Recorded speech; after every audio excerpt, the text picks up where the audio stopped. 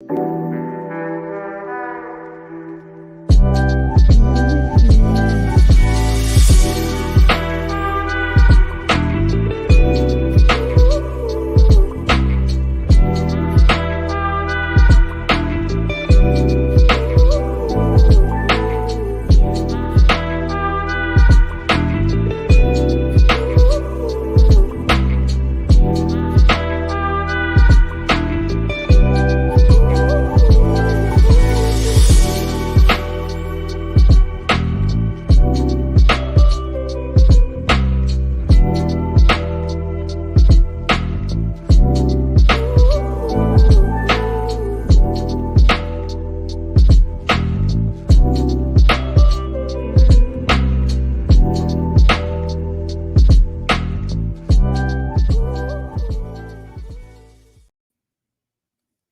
everybody, how's it going?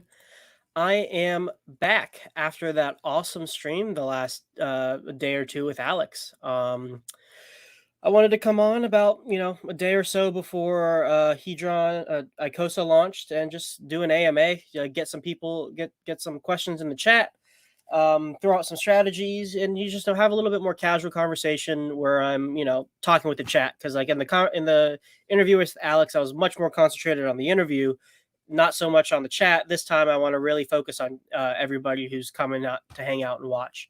But it's not just going to be me. We have a repeat guest on the Crypto Sloth channel. If you have, just like I said before, if you've been in the Icosa voice chat, you know him, Mr. Champagne himself. Gifford, what's up, buddy? What's going on, dude? How's it going? Dude, I'm going good. How are you doing? Very good, very good. Excited, just pumped, just ready to see what's gonna go down here. Yeah, awesome. And so yeah, me and Gifford, we're just gonna be shooting the shit, talking Icosa. Start throwing your chats in. Let's go ahead and say hi to everybody in the chat. Let's see the early people. We got Blue, we got Vince, we got Jawa, Hex 19. Good to see you. Have a great dinner. We'll see you after that. Hydrology 101, of course. What's up? What's up, Godfather? Oh, GRC in the house. Give him some biceps, guys. Let's see who else we got. Rectified. I have no idea what happened to Identity Blocks channel. I hope he's all right. Bugs, good to see you. Yes, bedtime has been canceled. Let's see. Hexbug, good to see you. Oh, we got our first question. I think this one's for you, Gifford. When moon, sir? When's it happening? Moon time, man. I mean, who knows? We gotta wait and see. Yeah, it's gonna be interesting to see what happens. Especially because of how explosive the system is going to be that day one, because it's really like incentivizing like HSIs to be thrown in like immediately because there's going to be so much yield. And for people who don't know, the SA used the proof of benevolence function, and we got another trillion hedron seeded for a whole year. So take what we had before and add like 33% to that or whatever, like 25% to that. The original it was 2 trillion, now it's 3 trillion. So it's like add 33% to what we had before. That's how much yield we have. It's crazy. It's awesome. Yeah, no, it's a lot. It's actually 4.7 trillion total. Yeah, something like that. Since the beginning of Hedron. So, I mean, that is one heck of a bootstrap. When you're bootstrapping a system and guaranteeing yield in Icosa, I mean, that's how you do it. It was big. I mean, it's not even just adding that extra, like you said, like an extra 33% to the yield. But I mean, also keep in mind, this is real tokens with real value to them. I think it was valued somewhere around, the theoretical value of the token is, what was it, like $2.5 million, something like that, worth of tokens just gone, just burnt. And now just keep in mind, like that's coming out of the total supply too. So everyone's token got a little bit rare when stuff like that happens. Exactly. And I think what I'm really excited to watch is like how much that initial daily APR, how high is that going to be? Because we could see crazy numbers. Like Alex has like floated like 3-digit daily APR.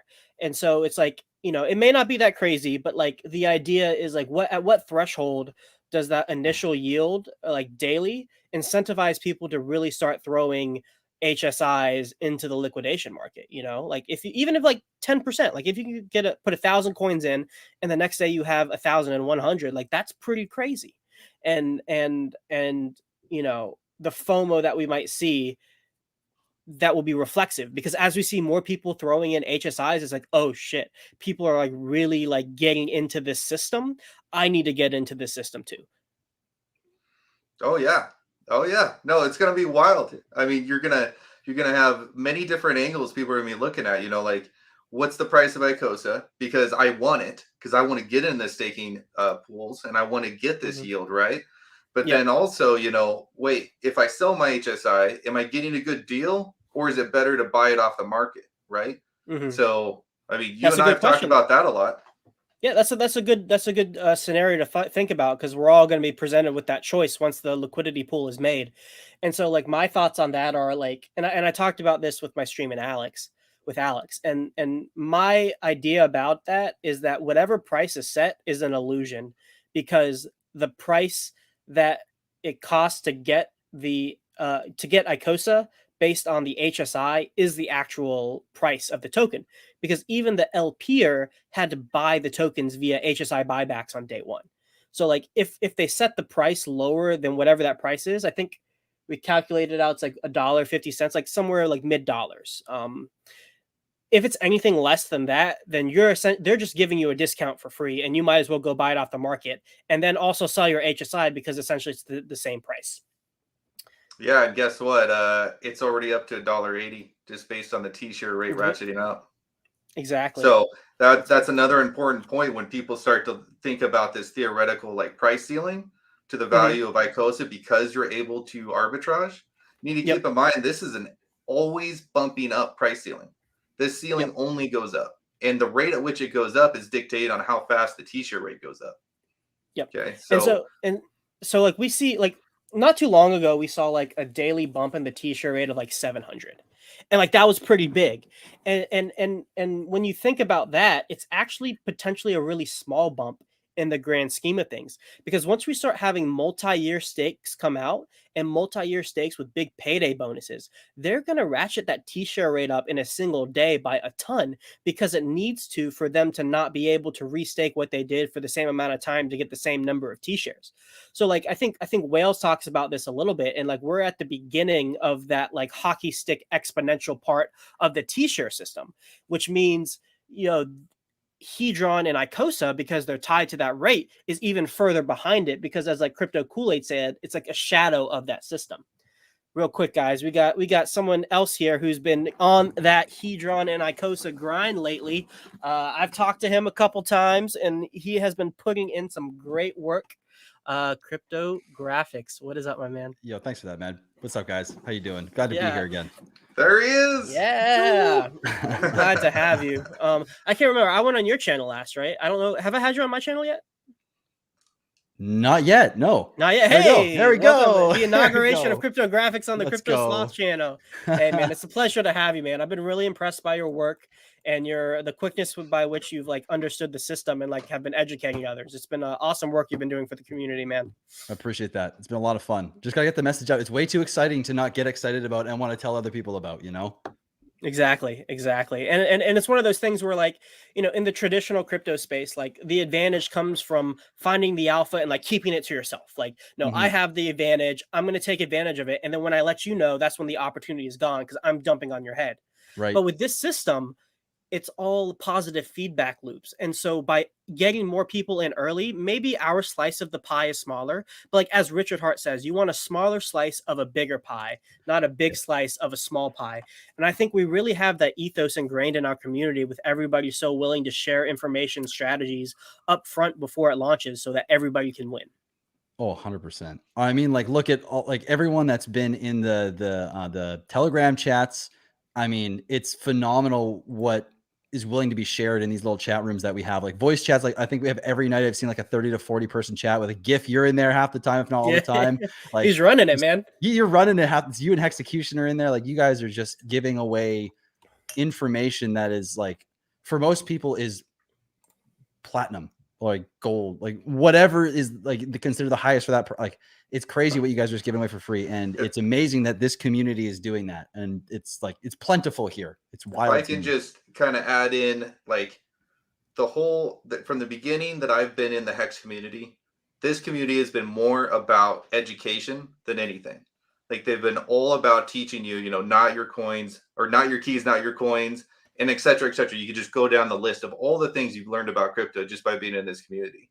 And if at any point you get to a situation where you can actually teach somebody else something, no matter what it is, if you can teach, it's your time to step up because you've taken the alpha from the system and now you need to recycle that and put that back out there again. That's the way I see it.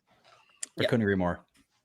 And I wouldn't want to be in any other kind of community. And, it's not fun to be in a selfish community who's trying to like just beat out other people. I'd rather be part of something that like is uplifting everybody rather than trying to tear other people's down to get up, Yeah. Well, like if we're doing the former, like what's the point? Like, why are we here? Like we're just wasting time at that point. Couldn't agree more. 100%. Yeah. So let's see. Well, people keep posting your questions, and even if we're going in like a different direction than your question, just post it, and I'm going to star it, and we're just going to get through as many as we can until like we get tired or whatever.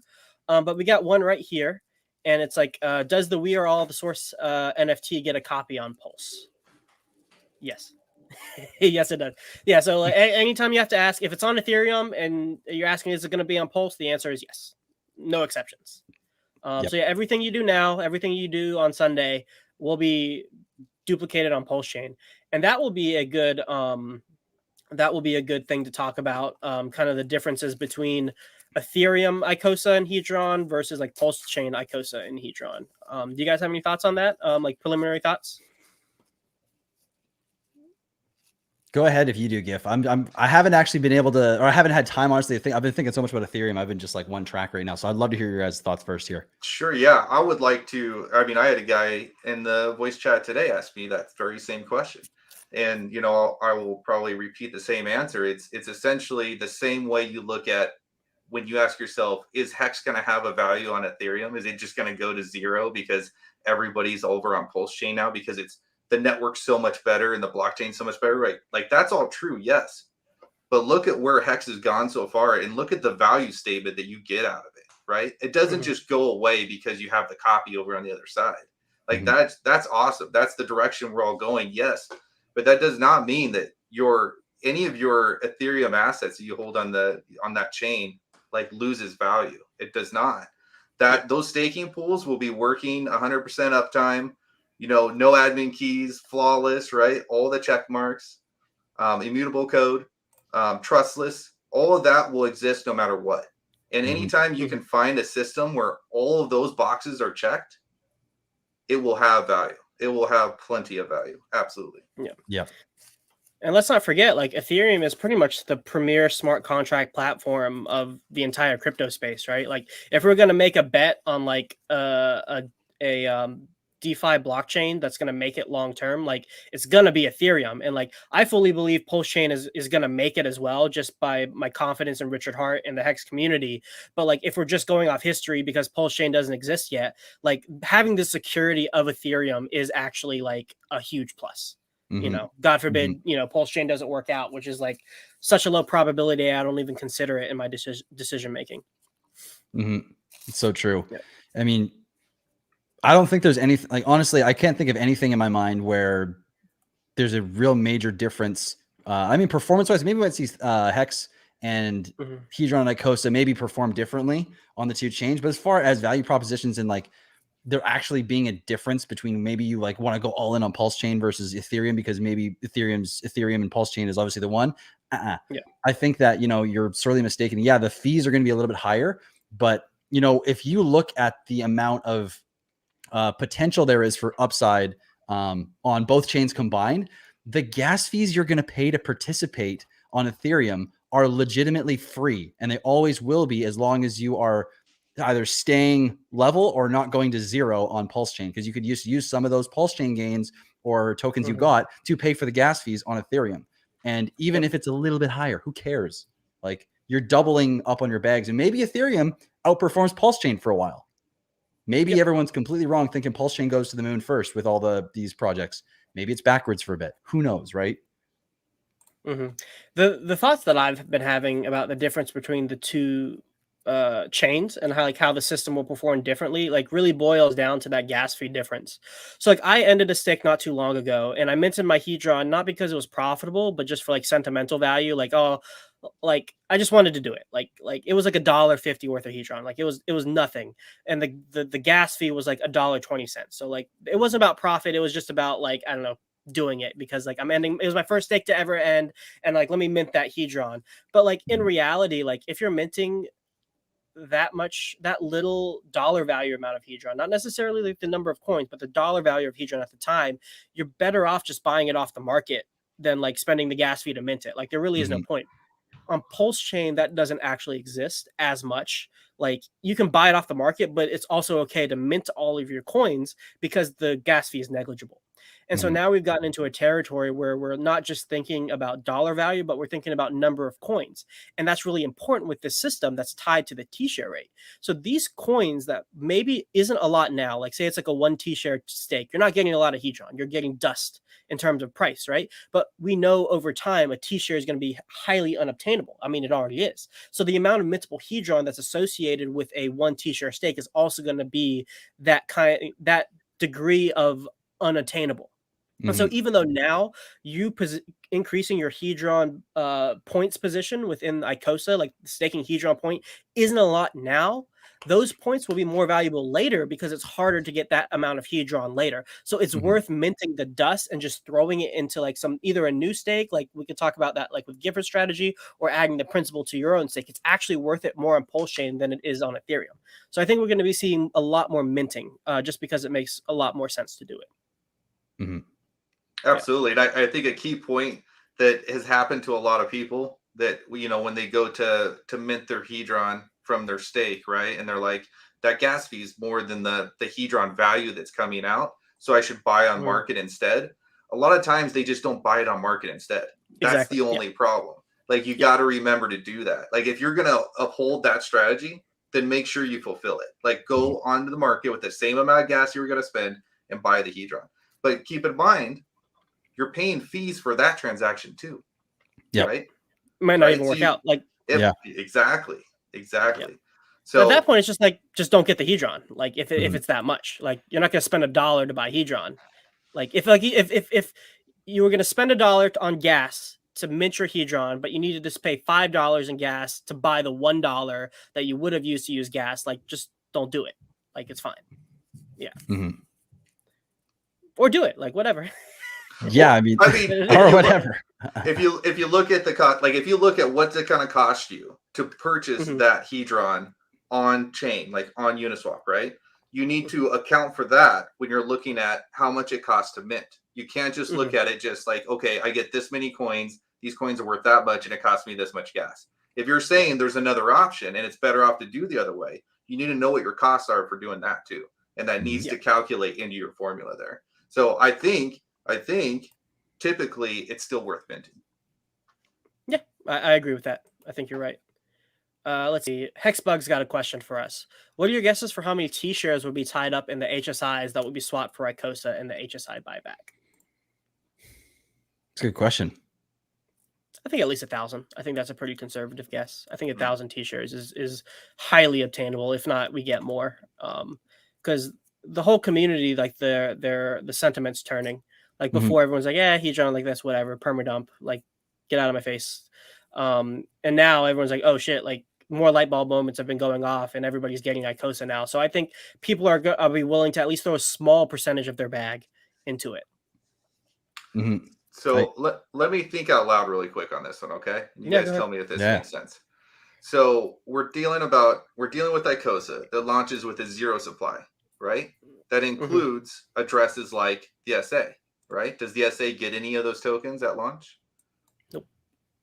So if the SA is thinking, okay, I need to have liquidity on this token in order to have a healthy trading atmosphere, like it adds to the health of the token to have at least enough liquidity to make realistic orders happen, right? You always got to have just enough and try not to have too much because you don't want to hurt your gains, right? Or your volatility. So if he or she or whoever that is who owns the keys to that, or any other Godwill or anybody else who wants to get that, they have to go and they have to make their HSIs and they got to sell them to the contract just like everybody else. So if you're talking about a very, very large bag of Icosa to create liquidity with, how many T-shares is it going to take to get to that level? It's a good point, because as more people participate, it takes more to be at those that top echelon. So the game is on. Real quick, Blue, welcome, man. How you doing? Good to see you on the channel again. Excellent. Yeah, just listening in and having something to eat, and now I'm on. Hell yeah, dude. I got a question for you guys. So what price do you think Icosa, what range of price do you think Icosa will start at? Well, so the most logical thing, if we're just assuming that the people providing liquidity are doing the best for themselves, like trying to get the best deal, it would be whatever the price they paid for it at. And that's like somewhere like mid-dollars, like 130 to 150. I can't remember off the top of my head. So if they were just like, I'm just setting the price at what I paid, so that like I'm not giving people an unnecessary deal. That's what I think would be probably the most probable thing. Now, the thing to consider is, does anybody have incentive to set the price lower so that it can reach that, so it can like have a big pump? I mean, you're just asking to lose money. Like, you're going to lose out on your deal if you set liquidity too low. Like, it's a lose scenario, right? So giving away cheap. Free money. I mean, if you're gonna foresee, like, okay, so what has the T-share rate? At what rate has it been ratcheting up in the last few days? Because we're almost at launch, right? So let's just count the last few days, and we can kind of guesstimate where that T-share rate's gonna be. I mean, if Bluey's threatening me right now, and he's like, "Hey, you're gonna tell me what you think," I'm gonna say $1.95 to $2.25 is gonna be the fair value range right there. And just because I'm getting a different number, what are you guys using as because I'm basically finding the base value of the cost of a T-share to 5555 stake, and then dividing that by the number of Icosa you get per T-share. Is that what you guys are doing as well? Or am I doing something wrong here? Because I get a different number. What's the number you get? I get $2.06. Okay. Well, that's in my range. It's in your range. Yeah, it's just different than hydrology, and I feel like How about we do the maths live? We can. I've got it pre-done, actually. Let me pull it up. Yeah, if you want to share your screen.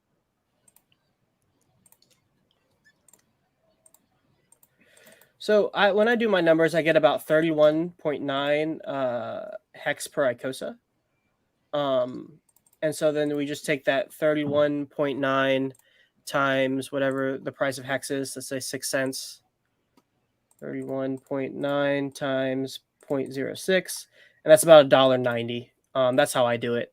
So I take the whatever it costs to get the Icosa from a stake. I just use 10,000 hex, but it's the same no matter how much hex you use. You get the Icosa mintable from that, and then you take the dollar value divided by the Icosa mintable. Right. Okay. I think, I'm going to get $1.92 now. So I think we're close. We're roughly close. Yeah. Somewhere in that range. Nomad in the Icosa chat. If you guys go put the command exclamation point clout right here, it'll pull up a calculator where you can do all of this math in an Excel sheet. You just got to punch in like the base numbers. Let's see. All right, Gifford, go ahead. Show us some math. So yeah, Nomad and I use very similar formulas, as you can see. We're off by a penny, but yeah, him and I were going back and forth during the beginning here, trying to value HSIs. So this was months ago. So him and I were kind of making dual spreadsheets, kind of fighting each other. And it was great because it was like iron sharpening iron. You know what I'm saying? Like, we kept going back and forth till we can come up with something a little more solid. But he's got one you can just get right in the Telegram. Just go into Hedron exclamation calc, CALC, and it'll pull up a nice form so you can get access to that. So on mine, it may seem a little chaotic, but this is kind of the way I build stuff. I don't know if you want me to go through everything, but let's just get to the point of the calculation of how you value the HSI, which starts with how much hex is in that stake plus any of the hex yield that is accumulated up to that day. Okay. And then you just look at also any mintable Hedron and you're just taking the market rate price at that point in time to value it. I know Bluey's seen this. I used to hassle him a bunch about this sheet, actually. I know he's seen this. So that will give you a rough value, an actual value of the stake. So in this particular case, this stake is $5,166. So essentially, to get everything that's inside this stake, like if you just went out and get it, that's how much money you would need for that. Mm-hmm. So that's how I value it, right? You take the information from that stake, and you've got your T-share rate right here, and you can plug this in and update it every day, and it's going to spit out how much mintable Icosa you can get out of that, right? Now, one of the factors that goes into play here is you do get bonuses. So you get a Quattro Cinco bonus, and you get a launch phase amplifier bonus.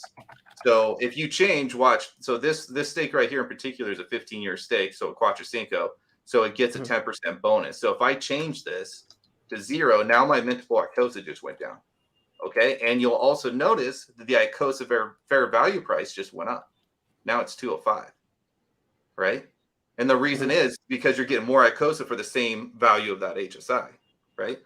Right. So as the T-share rate ratchets up, so let's say this goes up to 24,000. Mintable Icosa just went down. Icosa price per token just went up. It's just all built into the formula. Like this is just how it's going to be. This is how it's going. It. Is that the ARB price, or is that the price, or is that the ARB point? Okay. I think. Okay. So this is I'm glad you pointed that out. So right now my sheet's ready to go into live mode, but right now it's in dead mode, which means the Icosa does not exist and there is no price to be had, right? There's no way to input that in. So this box right here will change from a no input to an input, where I would input that price, and then you'll see this box over here, the arbitrage difference, calculate immediately on the spot. And it'll tell you, hey, if it's a positive number, that's the value difference that you might be able to arb out, maybe, right? And then if it's negative, then it means just buy it off the market, because you'll actually lose value by selling the HSI. Does that make sense? Yep. I just updated the numbers in my little spreadsheet. I got 1.872. Nice. Solid. Yeah. But yeah, so that here's one of the basic things to watch out for day one, or really at any point. If you have whether it's Gifford's thing, your own thing, or the calc thing in the Icosa chat, like just keep an eye on it. And if you ever see the dollar value on the market less than that, then what it's essentially saying is like you are getting cheap Icosa, because the native way of getting it is selling HSI. So in some way, the inherent value of the token is tied to that price. Now, of course, you have things like stakes coming out, and that's like extra Icosa that's not tied to that distribution function, that distribution mechanism. But because the way you get it immediately liquid is through the HSI buybacks, like if you can get it cheaper than that, just go to the market and buy it. Don't send your hex stake to get it. That's pretty much the strategy there. Let's see. Oh, here's a good question. I think this we can all kind of relate to this in some way. My daughter has been saving pocket money and bought her own hardware wallet. Congratulations. Nice. Should she buy Hex, HSI, or Hedron tomorrow? So yeah, basically the question is like, if you had a little bit of money, like what do you guys think you should put it in, given the opportunities presented? It's hard. Yeah, that's a hard one.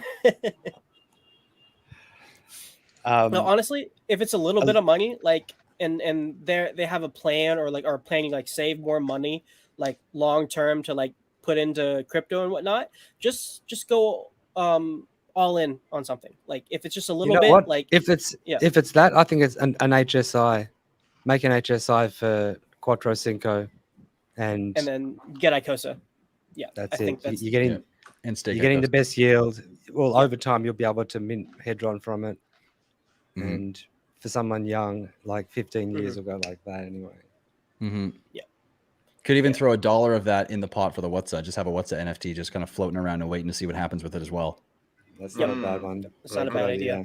Yep. Just to have one, because they'll be hard to get later. So like even like at the extreme, like $1 could turn into a lot later because of like the extremely limited supply of those things. Yep. And it's easy to forget about, which is great because you don't have the pressure of removing it until you finally remember that it's in there. And then it might be a nice surprise on that day.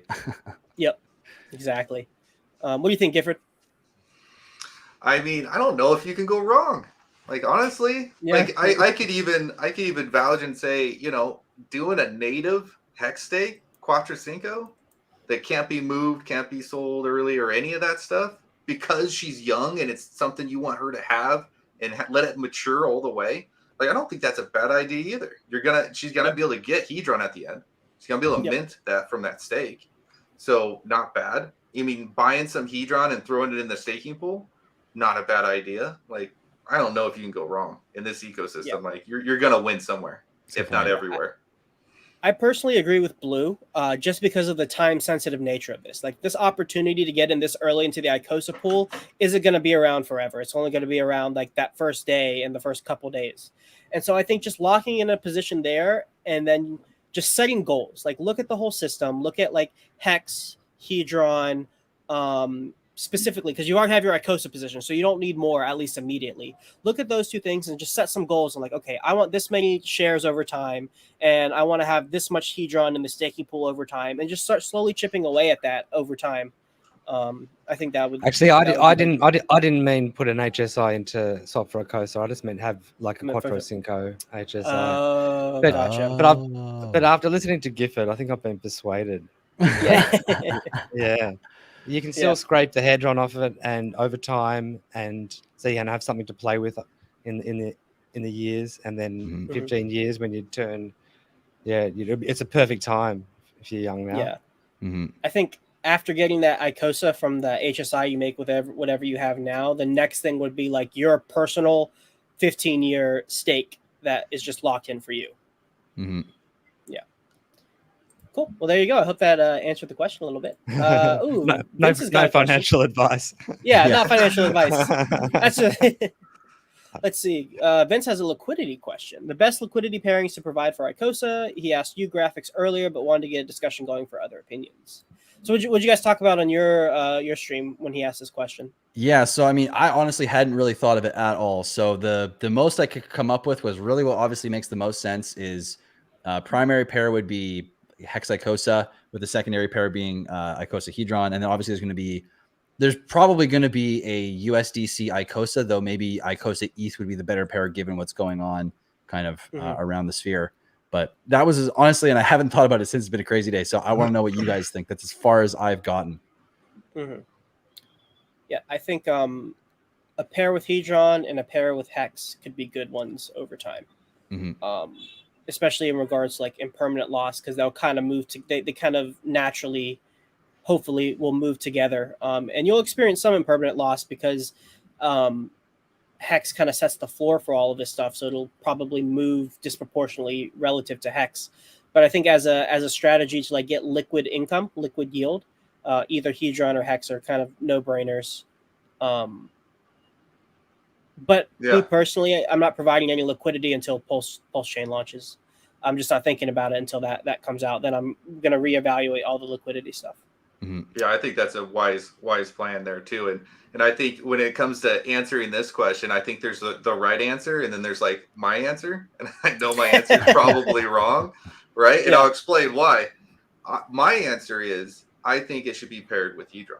I think Icosa and Hedron should be the primary liquidity pair, and the reason for that is I see it as a layer 4 token. Like I see you got your Ethereum, the native chain, right? And then you've got your Hex on that, you got your Hedron on that, and you got your Icosa on that. So it just kind of makes sense that they're paired together, because then the next biggest pairing between Hedron is going to be Hex. But now here's the thing. Here's the correct answer. It's Icosa and Hex. Like that's the correct answer. Yeah. I like it the other way better. Yeah. And I think Executioner brings up a good point. Like there will need to be a USDC pair in order for like ARB to take place. But I wouldn't use that pool unless you're like in terms of like retail providing liquidity. Just make sure you know like what impermanent loss does when you pair, especially with like a stable coin, because your probability of like completely buying or completely selling is much higher because USDC or whatever stable coin is pegged to that $1. So it's never. Yeah, go ahead, Blue. Like you only need a USD pair to ARB against if you want to ARB against the USDC. Like more and more, I think we're starting to measure things based in Hex. Well, that's what I'm starting to do. And so, like almost like you set hex as the base. That's what you want to keep it in at the end, kind of thing, and or if you need to cash out from there or whatever. But then Icosa and hex, Hedron and hex, Icosa and Hedron, Maxi, and then all their other things that they're going to have. It's like you've got this whole kind of ecosystem where you potentially would. I mean, stable coins are going to come in. People love stable coins. People, but there's that risk, isn't there? USDC, and they've all got risk.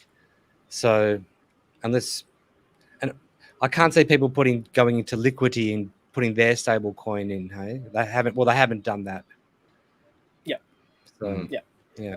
I mean, that whole ecosystem's so out of whack. Like, you can watch it. You can watch what's going on liquidity or liquidity. What is it? I forget. Liquidity. I got you, Blue. Yeah, no, you can watch it. You can watch all the big wallets that are getting liquidated. It's freaky, and you can show it. It'll show you like how close they are to getting liquidated, like what their ratio is, and it's wild, man.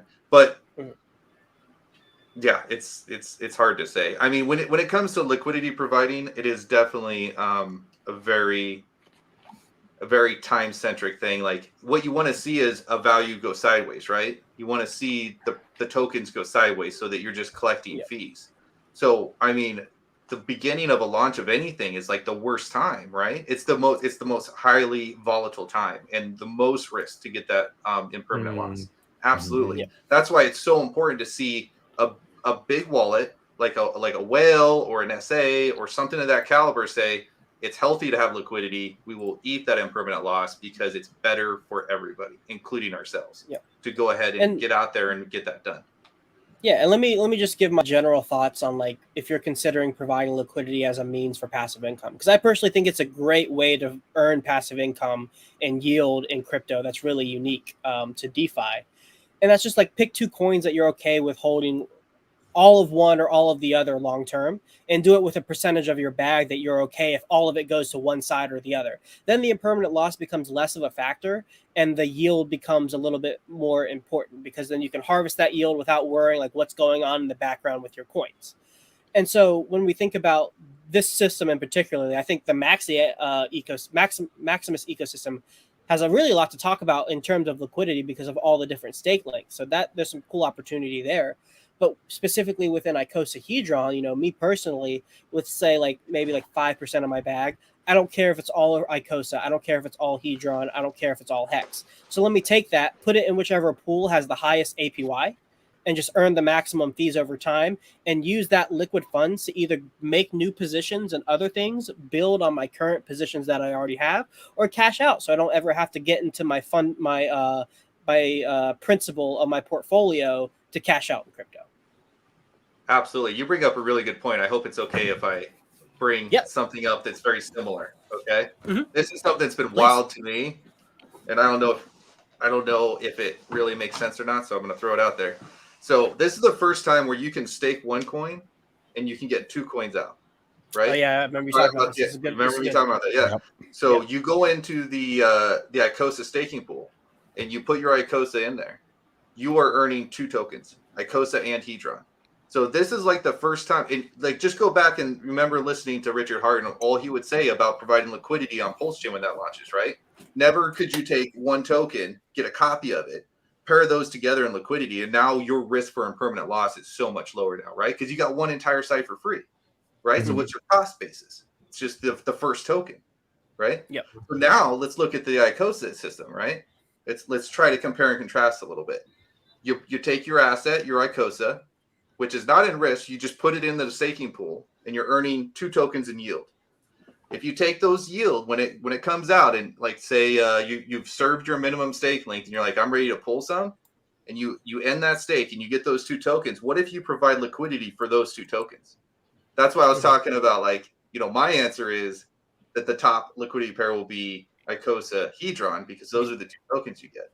So now what's the impermanent loss when you got both tokens for like minted out of thin air? It's not technically free because you served time within that stake, right? But you didn't put any money into it originally. So now you've got these 2 tokens you're providing liquidity with. What's the impermanent loss on that? No matter what happens. Yeah.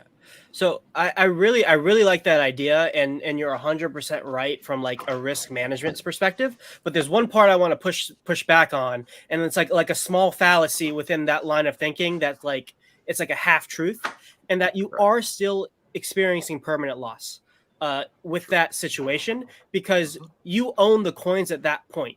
So like in normal finance, there's like this kind of concept where it's like if you have a position go up, say like a 10x or whatever, every day you keep that position. Like say you go from $10,000 to $100,000 in a position. Every day you keep that position as $100,000, you are reinvesting $100,000 into that position, right? Like if you sold your principal and then you're playing with like casino money, even that language is kind of like encouraging this fallacy where like that profit isn't your money. Well, it is your money. Like you've earned that money and it's part of your portfolio. It's just as real as the principal you put in. So with the strategy that you're talking about, Gifford, those coins that you earn through staking Icosa, yes, their cost basis is 0, but the paper value that it's worth is real relative for your net worth. So any impermanent loss you experience by using those free coins in an LP position is you like having impermanent loss and taking a hit to your net worth. But like as Gifford said, like it's okay because your cost basis was 0. I wanted to point that out because I think when using that strategy, it's important to realize that just have that in the back of your mind too. Yes, when you take those 2 tokens, you go to put it in the liquidity pool, that has a value. Like it's not going to show you 0. Like that is value, that's real yield you could have taken out and deployed elsewhere. Absolutely. Yeah. No, it's great. The good thing about providing liquidity is that you're able to compound. Yeah. And exactly. As much as you want. And you can set ranges as well if you're on Ethereum V3. Yeah. You can set the range. And what do you think would be a good range to set that in? That ratio? Like if we're looking at like that ARB price, right? Like $1.90 up to $2.50 or something. Yeah. Well, it could be better to set that range within the Icosa hex price because that might be a little bit more stable than like the dollar value of the ARB point can be much more volatile than the connection ARB point. Yeah, Right. exactly. The connection point, isn't it? Yeah. Exactly. Yeah. Although Let's go to another question. Although through Uniswap, you could also just swap, and you'll be able to swap Icosa to Ethereum. It's just that Uniswap will just route it. Yeah. So here's a nice simple question. Can someone explain T points and B points in the Icosa contract? Is it the same as T shares and B shares? I'll let somebody take that one. When you guys want to, Gifford, you probably have a great explanation. Or actually, both of you guys probably have a great explanation of this. Yeah. So there's a set rate, and every time, like it's talking about the Icosa contract. Okay. In particular, just the Icosa contract. Yeah. Here I'll I'll pull it up. Keep talking. I'll pull it up.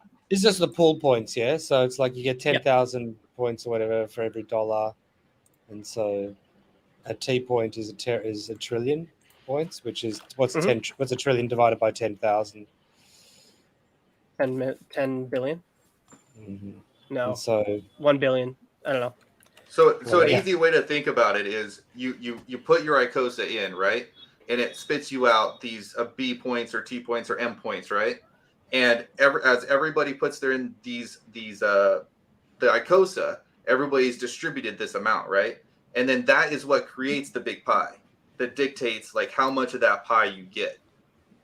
Does that make sense? Now the actual it's the same as B shares and T shares. Yeah. Yeah, it's very similar. The only difference is when the payout comes through, like the payouts to the pools are also divided by the T share rate. So that has a factor to it, but a more important factor is in the Icosa pool, it looks at the total supply of Icosa that's out there. That will dictate kind of like your staker class, if that makes sense. We can go a little bit deeper in that too. Well, also over time, you're going to get less points for the same value because the T share rate is going up, and so the way the points are worked out. Well, what's the formula for working out points? It's like the number of coins that you stake divided by the T share rate. That's essentially what it is. I don't remember what the exact formula is. Let me go. I'll go to times 10 times 10,000 or whatever. Yeah. Yeah. Let's see. It's what's on the points chat and the Icosa thing. It says stake points calculated for Hedron staking is Hedron stake divided by the hex share rate. I think they like multiplied it by 1,000,000 or something, but it's the same thing. You're just multiplying it by a number. Yeah. Let's see. So basically, like if you put in at the start and then like 10 days later, you'll get less points. Yeah. So you'll have less share of that system. Yeah. Yeah, Staking, that Icosa pool is going to be a little confusing too when you're looking at those numbers, because you will have your rates and then you'll have the global pool size, and then you'll think, all right, well, my percentage of that should equal my staker class, but it doesn't. It's the amount of Icosa you staked, and then comparing that to the total amount of Icosa in existence. Supply. Because when you stake your Icosa, it technically burns the tokens out, right? So you could have a scenario where somebody goes in, the first guy goes in, gets his Icosa, stakes it. He's the only one with Icosa, right? But then when it burns, now the next guy's the only guy with Icosa. And so he comes in, and it's going to be this thing until where you'll really see a diversion is when that big wallet comes in to create the liquidity. It will count that Icosa that's in the liquidity pool as the total supply, as part of the total supply, right? So that's where it kind of splits and deviates. We talked about this last night, I think, in the voice chat we had. But it's like, because your staker class is determined by the amount of liquid Icosa that exists, not the staked Icosa that's burned. So let me answer this question for Lily, because it's going to put this into context. When I stake Icosa in Hedron, will the tokens get burnt just like Hex and Team?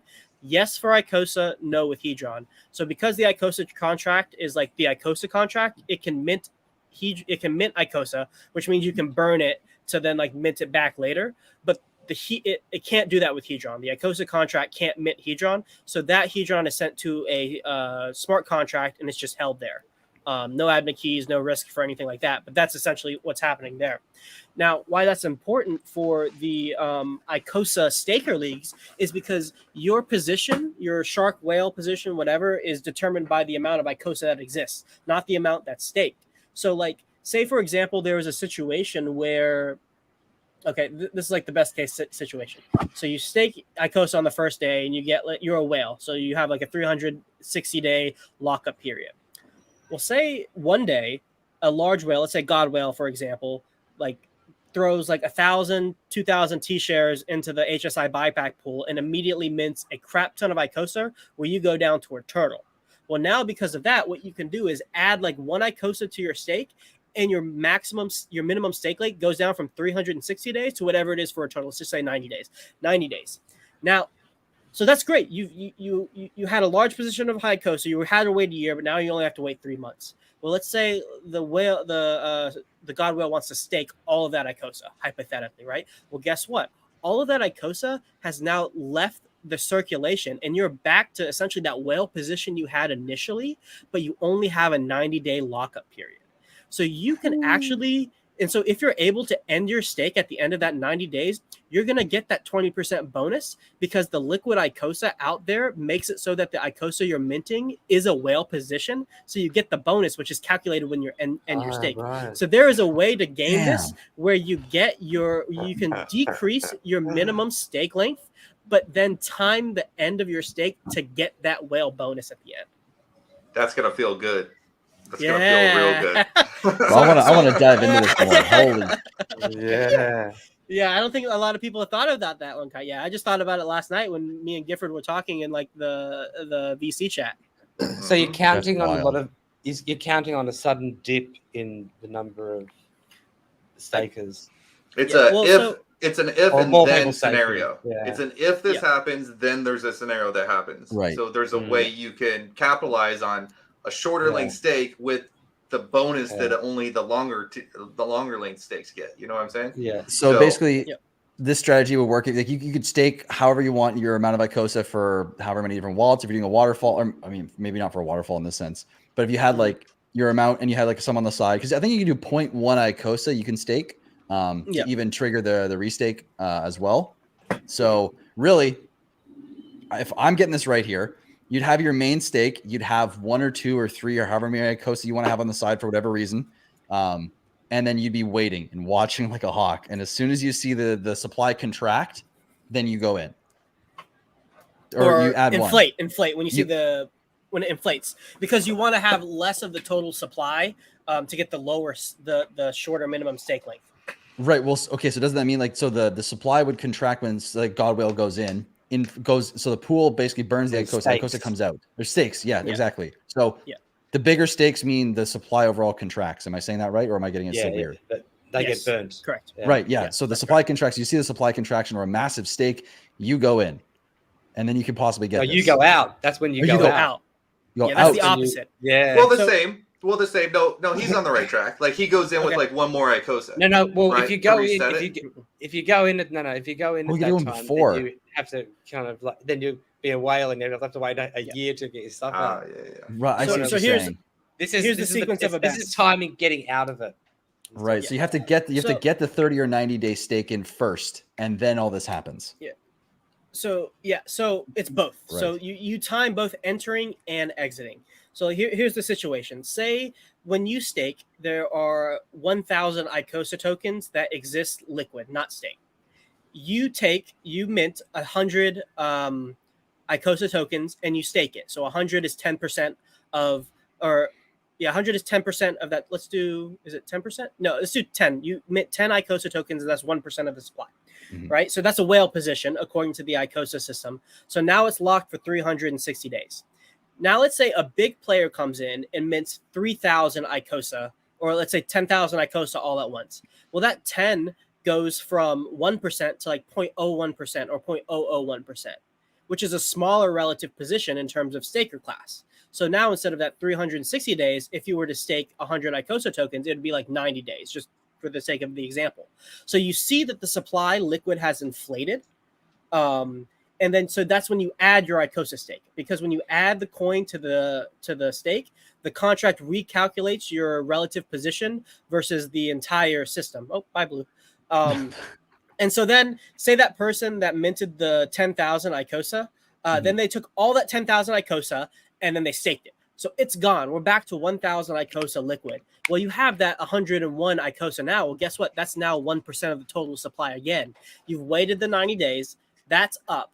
And so now that you have a whale position, you unstake, and then you get the 20% bonus. Damn, that is seriously sick. Yeah. And what's even better is like it can be really intimidating to like think about all these scenarios and like how am I going to do that? Like how does this look for me? Like how do I take advantage of this, right? The cool part about being able to go to the DApp, right? You can see your yield, which a lot of people like to do. That you like to check your yield in Hex, right? Like every day when it kicks over, you like to see how much you made in yield. A lot of people are going to be doing that on the Icosa DApp as well, right? So when you go on there, you can always test it. You can always hit, put your number of Icosa that you add to it, and it'll tell you what the new stake length will be. So you don't have to think you have to do a ton of math. You don't have to think you have to be on top of all of this. If you just stay engaged and just go and check out the DApp, check out your yield, right? And you're going to figure this stuff out. Like none of this is going to be out of the reach of anybody, I don't think. Yeah, the UI does all the math for you and the outputs for you. As long as you conceptually know what's going on, you can take advantage of it. Yep. Yeah. And even I'm looking at the Icosa stake mechanism right now. If you go in there, as you're typing stuff in, it's telling you what your new minimum is as you go. Yep.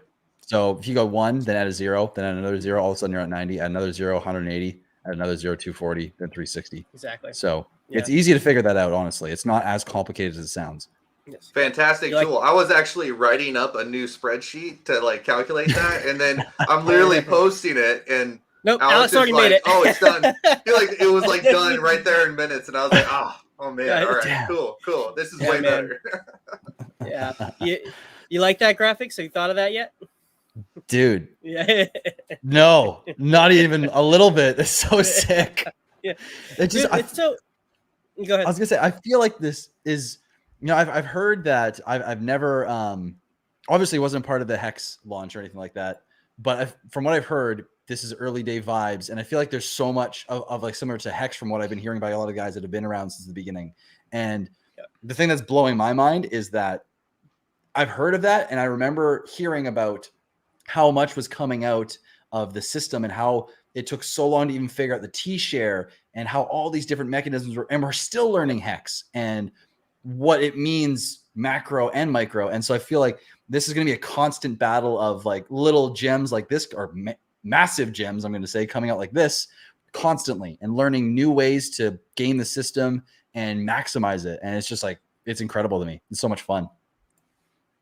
Yeah, man, it's awesome. And I love, you know, things like this, like these little like mini games essentially within the greater macro game that we're playing with icosahedron, like really speaks to the stickiness of the system, because there's always something to do. There's always a way for you to maximize your returns and extract value, which if we look at this, if we find the way to extract value as a whole, we then just see that more value is created elsewhere. Right. Which is like one of the main benefits of this whole system. What's up, Blue? Welcome back, buddy. Hey. And so I think, you know, it's things like, you know, the small little like gamification of like adding to your stake and unstaking that, like, to me at least, proves the veracity and the power of the system and why it's going to succeed. You know, and why like this is a big reason why like I don't pay attention to the arguments of like permadump token. Right. Because I just I put that within the context of all this other stuff. And it's like, yeah, you're right. But like, who cares? Like, I like, it's literally not even on my radar who has most of the Hedron supply, because there's so much other cool stuff that's happening that it's just irrelevant. It's an irrelevant argument. Yeah, it's been beat to death at this point. It's not a good argument anymore at all. It really isn't. Let's see. Oh, let's do a simple question, guys. Let's hop back to a little bit of the beginner side of things. What does it mean to buy HSI and sell back to Icosa? Who wants to take that one? Bluey. Bluey, you got it. An HSI is a hex stake made through the Hedron contract, and when you tokenize that, you'll be able to sell it. Yep. Basically, you take an HSI. Yeah, go ahead. Yeah, you'll be able to sell it once Icosa is launched in a couple of days. You'll be able to sell it for Icosa, and that's based on how much Hedron it can mint, divided by the T-share rate on the day, times 10. So Right. yeah, we should probably talk about that real quick. It's so in like, not to get too technical, but in Solidity it does not read decimal points. And so when you see the hex T-share rate, there's really a decimal in there, right?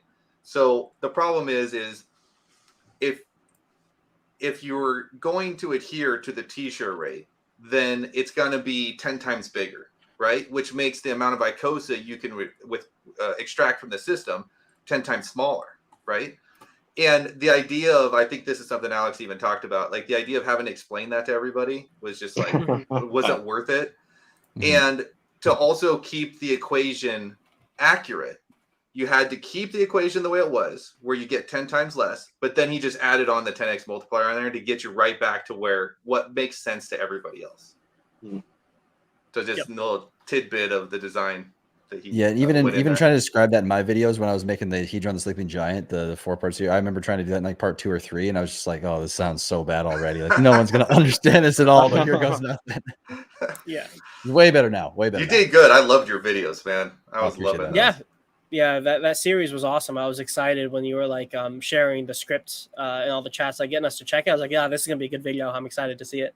Oh, I'm so, you guys were so great about that. Like able to like read like literally 11 pages of words that I wrote for 4 different videos. Is sick. You guys are awesome for that. But yeah, it was fun. Dude, remember that conversation we had, like the first one we had in the voice chat where like we're going through the arbitrage stuff? That was a fun one because I like literally was like working all that stuff out like in my head like a couple days before. I'm like, okay, cool, I can like explain this to somebody now. I remember the hype. So much has gone through my mind since then. I don't remember the exact words, but it definitely sparked. I made a big model that I've been working on just to like, you know, for myself, just track stuff and just kind of see if I can figure stuff out. That started this whole thing where man, I probably spent 2 days working on this model after that, trying to figure out all the arbitrage point, all the X's and everything. Oh man, that was such a good conversation. But there's been so many of that, and the amount of alpha. I mean, we talked about in the beginning of the chat, anyways. But those voice chats are nuts. Yeah. If you're not, I was gonna say, if you're not in the Icosa Telegram chat and you want to learn about Icosa and you want to hear some serious alpha, go to the Icosa Telegram chat, t.me/Icosa or something like that. Yeah, I'll drop the link in the chat after I introduce our next guest, the big man himself, game developer, the captain of the caboose that is Hedron, Crypto Kool-Aid. What is Awesome. What's up, man? What is up? What's up, man? Yeah, Yes, well, feeling y'all nice and are good? holding the torch, man, and doing the fucking Lord's work because it's all about education. Knowledge is the most expensive token in the world, not something that you buy. And again, Cryptographics, I sent you an email that you had a game theory thing going on that if I can, I'll hop in. Bluey, of course, my dearest of friend. And Sloth, you're holding up the good stuff. Guilford, we've never gotten a chance to talk. We'll get some time one of these times around the clock to actually get together. But yeah, man, it's wild how once you get a Pac-Man eater on a system to complete a system, how the mechanics actually work well. And I said that way back when. And you just have to give it time. And so even if you take the comparison, which Hedron is a shadow or an echo of a T-share, Steam Engine Caboose, it still needs 2 years. Now it can go a hell of a lot faster with more Pac-Man eaters. But think about the logistics and what you're dealing with, the mechanics or the rules and how it works and how it will all come play. Because now, let's just say you have a bunch of Hedron, right? You're a whale. You want to stake, but there's a lock mechanism based on what you stake. And yes, you get a bonus, but you are forcibly staked. But the only way you get your immediate liquidity is to vampire your HSI, which also greases the wheels, which brings the caboose faster. And so you have to look at the simple mechanics on how it works. It took a lot of time for a lot of people to see it, but now it's coming to fruition. And it's pumping like a mother. I mean, we're what, a 2x away from all-time high when the whole pump and dump shit happened. And those that got washed out, and if they washed their whale bags out, you guess what happens? Like, bye-bye. So sad. You're out. Yep. I mean, they'll still be able to mint more, but the difference is that they were the sacrificial lamb that allowed the newbies to actually buy. I did not have fresh dry powder because I'm in a very tight fiscal, financial, and all my stuff. As I said a long time ago, 2 years no touchy. I have ways that I built it in fortuity to make sure I couldn't fuck with shit. But some of my onboards, I told them, buy this now. Buy 2/3 Hex, 1/3 Hedron. Those zeros will eventually get replaced. Hey, I've got a question for you, Kool-Aid. Oh, of course, buddy. Thinking about the AMR bonus, it's probably a very, very, very long way off, if that ever. I minted everything that I had today, and I had not minted anything because I was waiting for the AMR bonus. Now, the AMR bonus is a cool feature before Icosa came out. And what you'll be able to do is possibly multiply that times Icosa and other bonuses, but the Icosa machine pushes the Hedron bonus faster. So theoretically, if we're making the caboose chase the train faster, that's what will push the AMR bonus forward. Theoretically, if we're thinking about how the mechanics work. Well, it's going to take a lot of people borrowing, yeah. Yeah, no, well, the borrowing is what the Icosa contract does, is because it basically takes that, immediately says, I'm accepting your HSI and I'm pushing it out to liquidation and it will never be paid for. Someone else go buy it. Now, you could get your Icosa by sacrificing and go chase down your old stake if you wanted to, but you could. So the thing is though that like you'll be able to buy Icosa on the market, and if the price ever gets more, then people will just arb that down because they'll just make HSIs and then arb it down.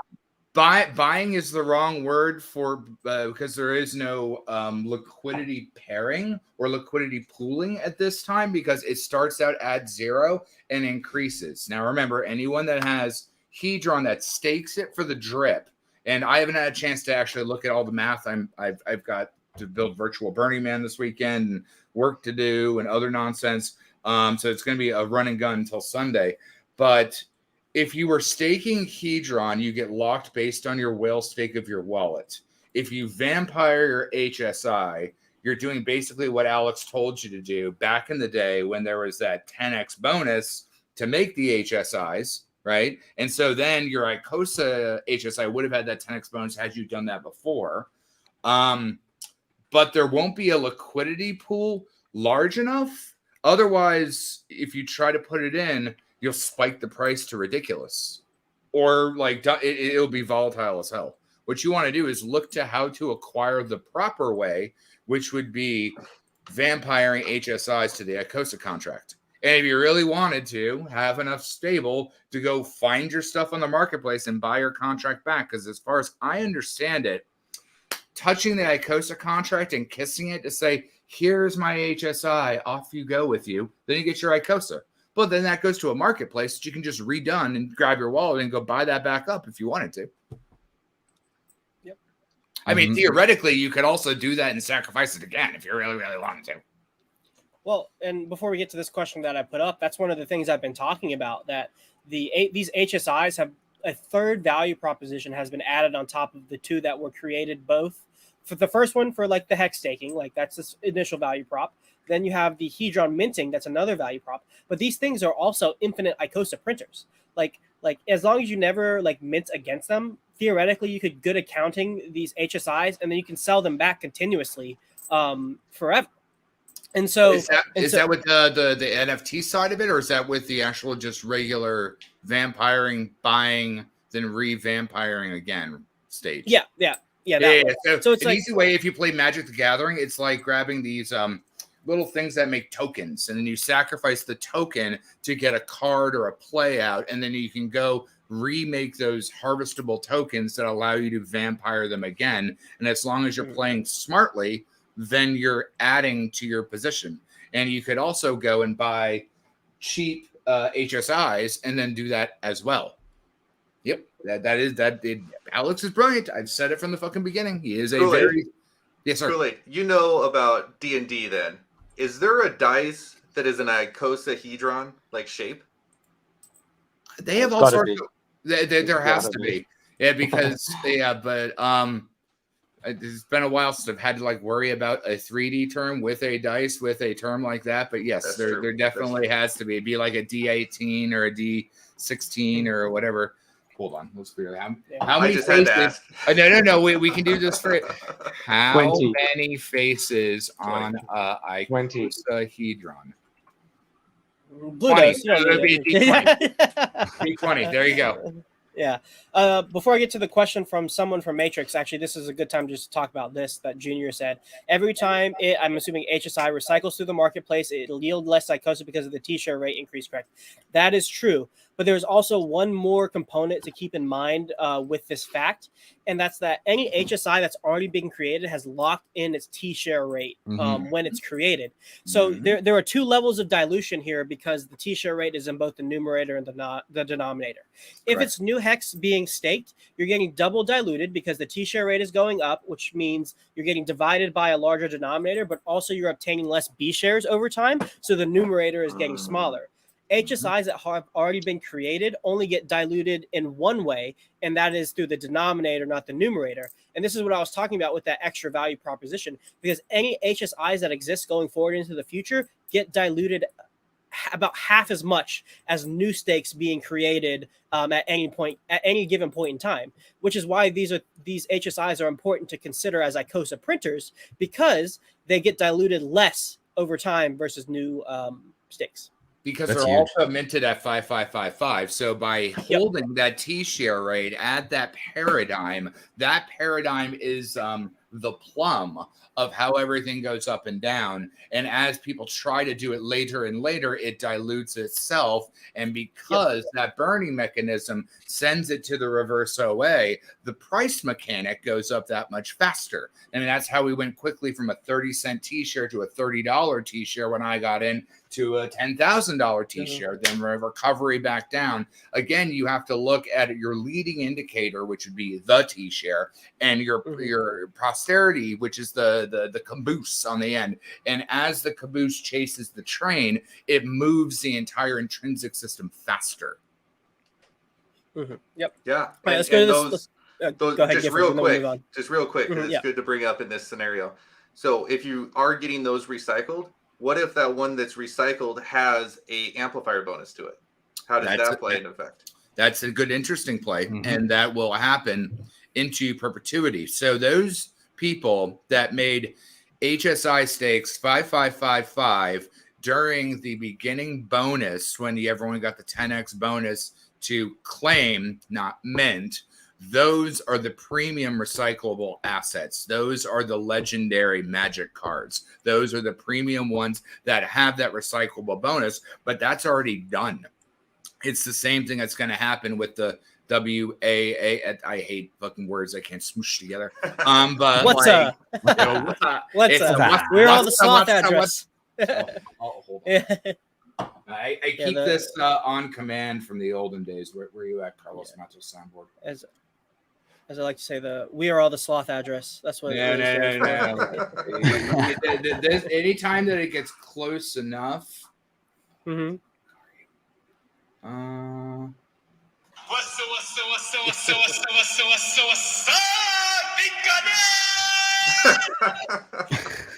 Classic. If you're from the 17 era, you always have to have a Carlos Matos soundboard. But no, it's vastly interesting watching mechanics bend on top of themselves. And that's what I talk about accordion game theory or intrinsic game theory, which is mechanics divided by systemic design times social consensus. That is the true definition of real gameplay. It has nothing to do with speculation. It's your mechanics, your board, and what does the other players see with their mechanics on their board against you. And it needed this function to work. It just... Team Hedron, aka Alex by himself, who also works a fucking day job, he did it all by himself, and he did it in chunks, and that's fine. And that's what we talked about way back then when you and me, Bluey, were telling people this a long time ago. And Sloth and Cryptographics, you guys have done a stellar damn job about really showcasing and bringing the components forward that needed to be heard, to be shown, for people to actually grasp it, kind of like K4K did with PulseX with the single-sided staking, right? You know what I mean? And that's why we all are a village. We all raise the children individually, and some of us don't have time to do things for one asset versus another. But together, we are the Spartan. We are the 300, and that's what the most important thing, I think, should be understood. That's why we also should be kind on Twitter and kind on everything, because it takes time to build everything together. 100%. All right, let's move on to this question from someone from Matrix. So just made Hedron stake for 1K, and I can borrow, I assume they mean a hex stake, and I can borrow Hedron for like 5 cents. Am I missing something, or is it ultra low and I didn't get why anybody uses it? Does anybody want to take this one, or I can take it? It's all you, Chief. I can always speak, but I like listening to other people. So go ahead. Yeah. So this is actually like one of the chief kind of criticisms of Hedron, where it's like, okay, so like we have this high rate of supply coming out initially, but there is this burn mechanism that happens through the liquidation auction. And this is just if we're just considering Hedron on its own, not Icosa. And so there becomes this kind of dilemma or some threshold that needs to be hit, where it's like, okay, if we want Hedron to be burned, we need liquidations to get on the auction house. But in order for liquidations to occur, people need to take advances. And in order for people to take advances, the amount of money that they're able to advance upon needs to be sufficient to incentivize it. Like if you can only take out like a $5 advance, like what's the point? Like no one's going to take an advance for $5. It's a waste of time and a waste of gas. And so now you have a situation where the price isn't high enough, liquidations can't happen, and then Hedron can't be burned. And because that can't happen, the price can't go up, which then repeats that entire cycle over and over. So you need some kind of force to crash through this threshold to get the system running, because just as that threshold is inhibitory from bottom up, it is a support structure and a positive feed loop from the top down. And so this is essentially, my personal belief is that Hedron would have gotten there all on its own. I think on its own, it's 2 years it would have gotten there, sir. Yep. Exactly. Icosa is jet fuel on top of the fire that is Hedron, where now we're going to get there a lot quicker. So yes, right now, the advances that you're taking off $1,000 is dust. It's not worth it. It's a waste of your time. But as the liquidations through the HSI buybacks with Icosa start to hit the liquidation markets, and we get significant amount of burning, as well as a lot of Hedron being locked up in the staking pools, which are which have minimum stake lengths that increase proportionally to the amount of Hedron that you want to contribute to the system. Now we have Hedron being locked away through staking, Hedron being burned through liquidation markets. These two factors are going to get the price high enough, theoretically, so that it then becomes advantageous to take an advance on your HSIs, which then gets a certain sample size of HSIs that are in an advanced mode.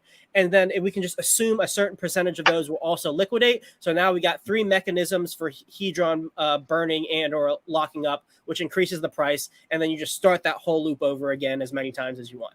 Yeah, it's brilliantly said. And you can water it down to two different paradigms, right? Pac-Man eater, right? It's very simple for someone to hear wanna and understand what it's doing. It's actually eating itself to spin it faster. But then if you think about the use case of how the paradigm folds on top of each other, you can't get a chick to a full chicken in one entire stroke. It needs to have its time to mature, build, and as Sloth was saying, that maturity will fold the price on top of each other. And because it's locked and built to a pairing mechanism of yield that is locked in time, that's like getting a Mickey Mantle baseball card at a particular time in the 80s versus, because that was 69, versus 2022 or something else. And most importantly, remember, Hedron was the first POT or proof of T share that also enabled you to move your stakes from uncompromised wallets. It has so many more mechanics and abilities rather than just price. And that's the inherent problem with a lot of people is they dumped without understanding the utility that would come.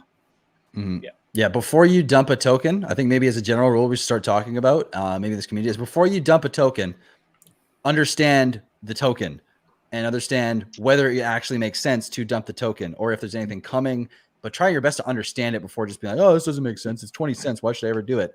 If that's your first thought, pause, then go back, read a bunch, ask questions until you don't have any more questions. And then you have the answer to, I should get rid of this or I should keep it. Or at the very least, go ahead, Blue. Go ahead, Blue. I was gonna do something completely different. Is that cool?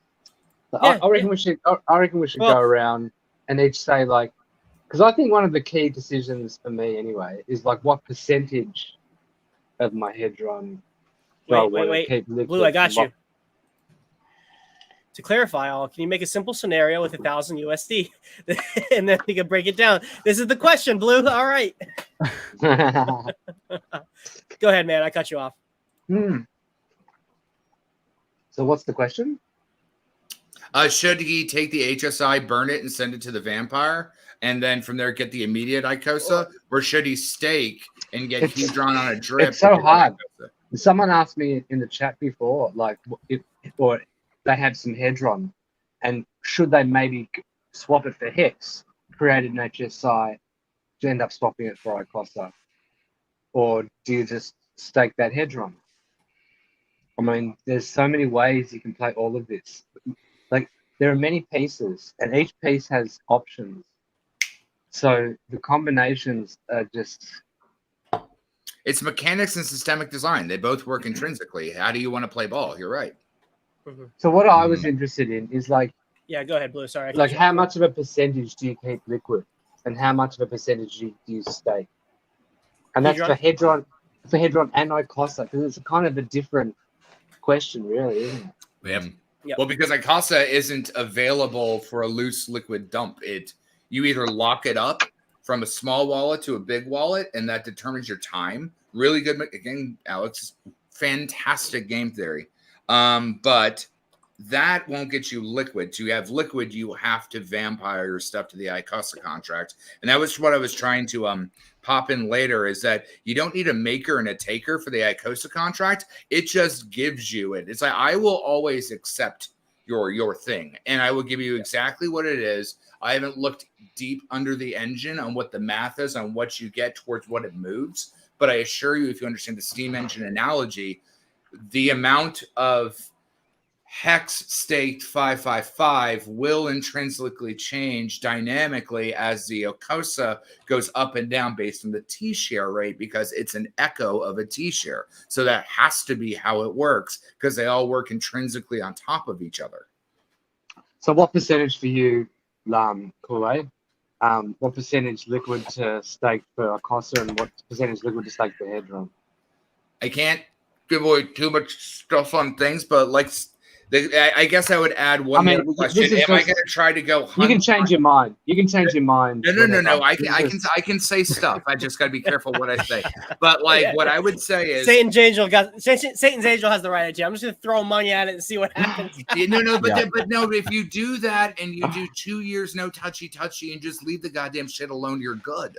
I said that with Hex. I said that with Hedron. I said that with virtually anything that's actually built correctly. So to answer your question, Bluey, Rory had a really good point on his interview with Korn, that you should probably always have 10% liquid of whatever asset class you have, whether it's USDC, whether it's Hex or something, just in case of a damn emergency, right? Anyone that just throws something out for 555 and doesn't realize, like, that's your 401k. You do not get to touch it. It does not exist. You did that for a reason. So if you take 10% of your liquid and you always have it, it's like always having 0.1 ETH in your wallet. You never want to get landlocked in case anything happens.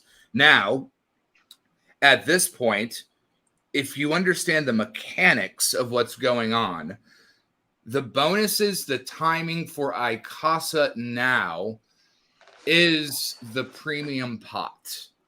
So you could take, even if you do it simply, take a third of the Hedron that you have and just stake it, right? And keep 10% liquid of everything that you have, right?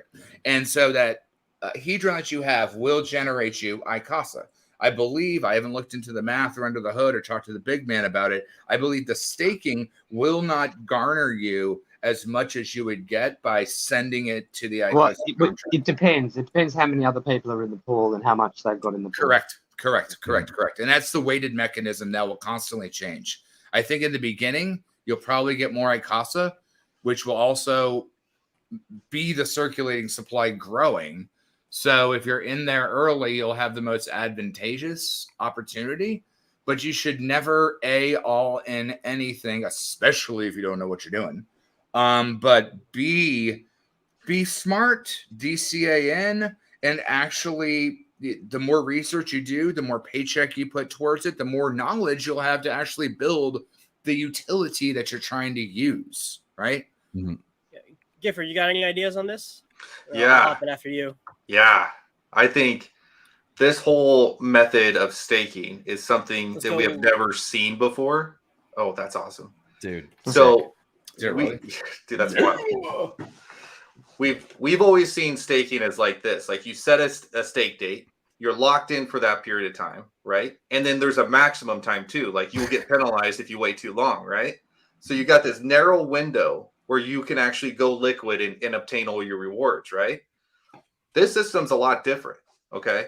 So if you're saying, I always like to keep 10% liquid, well, for how long? Like, what if your lockup period was only 30 days, okay? So say you could say, I could get by 30 days, like that's a month, right? You throw it in there, and then you just don't touch it ever again.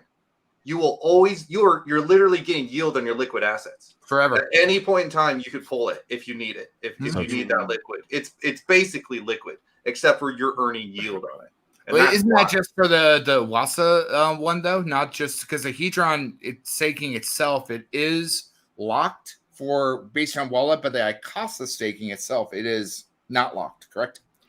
So the ahead, Wasa Gibby, you got NFT this. pool is gonna be completely different game. Let's ignore that right now. Sure. But right now, let's just talk about staking Hedron and staking Icosa. Correct. If you're taking 10%, it more than likely, unless you're a big bagger, and more than likely you're just going to have the minimum lockup period. So 30 days, no bonus, right? But you're only locked up for 30 days. After 30 days, your liquid that you want to keep liquid is now liquid again, even though it's earning yield. Because at any point in time, you can claim that, take it out. It's as good as liquid. You do whatever you want with it. Yeah, it's That's huge. wild. And there's no end date. There's no end date. It just Even if you're going. 90-day stake, that's still huge. Like that's not that bad, really. You still leave it. You're 90 days after 90 days. You're liquid 3 months. If you can survive 3 months, then you have that at your disposal. That's insane. I mean, And if you take Kool-Aids, if you take Kool-Aids, 2 years, no touchy. Like what's 6 months? Like who cares? Exactly. Like lock it in, baby, and just like let it go.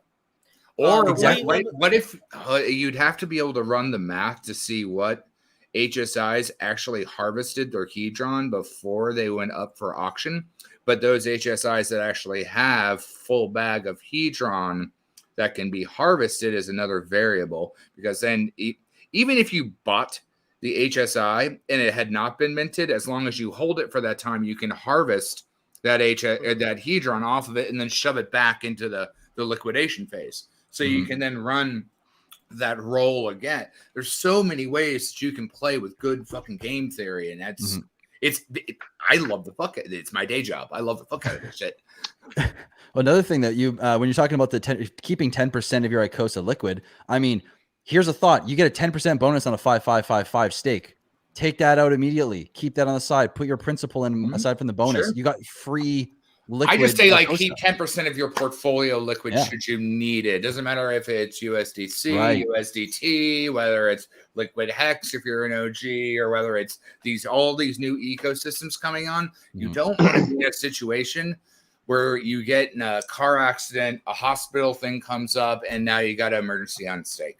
We're building Richard Hart ecosystems that allows us to compound, or like the old analogy that I've been talking about for over a year or two, a fat kid and skinny kid on a seesaw with 2 trampolines, right? We have the fat kid on one side and the skinny kid. Skinny kid can only jump and move the fat kid up just a little bit because the fat kid's he pushes the skinny kid up a hell of a lot higher, and now the skinny kid has velocity to push the fat kid higher. And instead of fat kid and skinny kid, put fat bag and skinny bag. And when you take that analogy and think about it, you can actually start to build. I mean, the red squirrel has the whole binding stuff that goes all around. Go ahead, Louis. Yeah, what was I going to say? So I just lost it. That's not a knife. This is a knife. I was going to say something. I can't remember. What just happened there? Yeah, here, I'll little Crocodile Dundee there. But here, I'll take over and answer.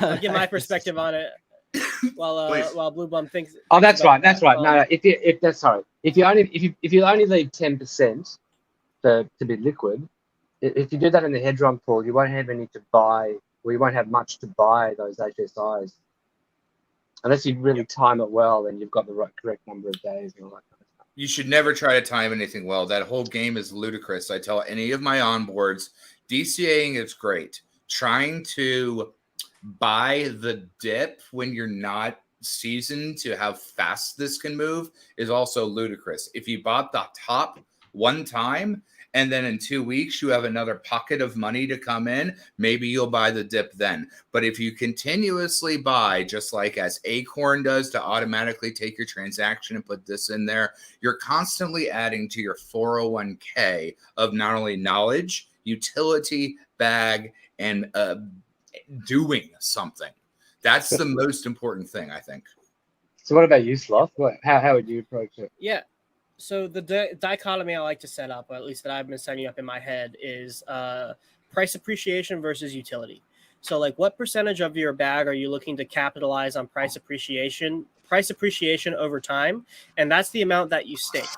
And then the amount that you want to use for the native features of Hedron, say the HSI liquidations, or some of the risk management strategies that I talk about in some of my earlier streams, about like leverage LPing, or we can even get into this like leveraged positions in your Hedron or pools. You want to always have a base amount of liquid Hedron available to you to be able to pay those advances off in a second, just in case something goes awry that you didn't account for. Like that's your ultimate like safety net when it comes to HSI liquidations. Because while for the system, that's a good thing to get liquidations, for an individual, it's not good because you're losing your stake. So we don't want you to get liquidated, and you don't want to get liquidated. So always make sure if you're taking like advanced strategies with the advanced feature, have Hedron liquid to pay off that entire thing in one go. Full stop, like no exceptions. And then anything else you want to speculate on with the HSI liquidations, have that ready to go in your bag. And then the rest, if you have a long enough time frame, just throw it in the thing, throw it in the staking pool. And then of course, if they're like, I want like 5% of my bag and I want to take profits on the way up, then keep that liquid to do that as well. But it's basically long-term bag versus utility versus immediate profit taking. And what about differences? Yeah, and what about differences between the two pools? Between Icosa and Hedron? Yeah, like you would have more liquidity in Hedron and less in Icosa, or like what kind of, or I don't know. How would you approach that? Yeah. So if you look at the testnet now, the way that the points are distributed across the pools, the Icosa pool has a lot less points than the Hedron pool. And I think this is going to be true when mainnet launches, simply because so many people just have their Hedron already, and it's available at the click of a button. But the barrier to entry to get the Icosa is much higher, because you really have to put skin in the game. You have to give up a hex stake, which is not an insignificant action to take, because we all know the value of these stakes. We all know the long-term value of hex, and to give this up is a very significant action to take.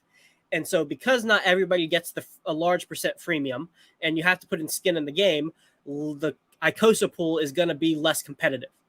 But the yield for both of the pools is the exact same. So if one is less competitive than the other, that's the more favorable one to get into to get a higher yield. So I would say if you're trying to prioritize like new capital to get yield, the Icosa pool is where you want to do it. And then the Hedron pool is like your freemium version or your long-term Hedron bag. Because I will say, in terms of looking at the mechanics of each token, Hedron has the better price appreciation potential than Icosa does. So you want to have your position there and staking on it, but don't forget the yield, because in Icosa, guess what you also earn? Hedron. Like you also get that too, in addition to that extra Icosa. So yeah, that's my thoughts on that. Did that kind of get at what you were asking, Blue? Yeah, totally, absolutely. Yeah. Perfect. I'm also gonna pause real quick. I'm fading real quick here, guys, and I still make dinner and make another video for tomorrow. So this has been awesome. Get out of here, man.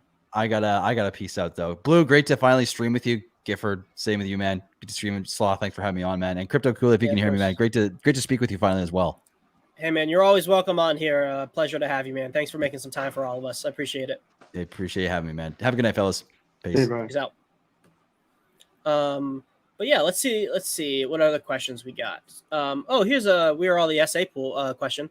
Is it correct that if we participate in WhatsApp pool by purchasing the NFT using liquid Hedron, your Hedron is lost when you leave the pool, so the break-even point is only after you earn a 2x in yield?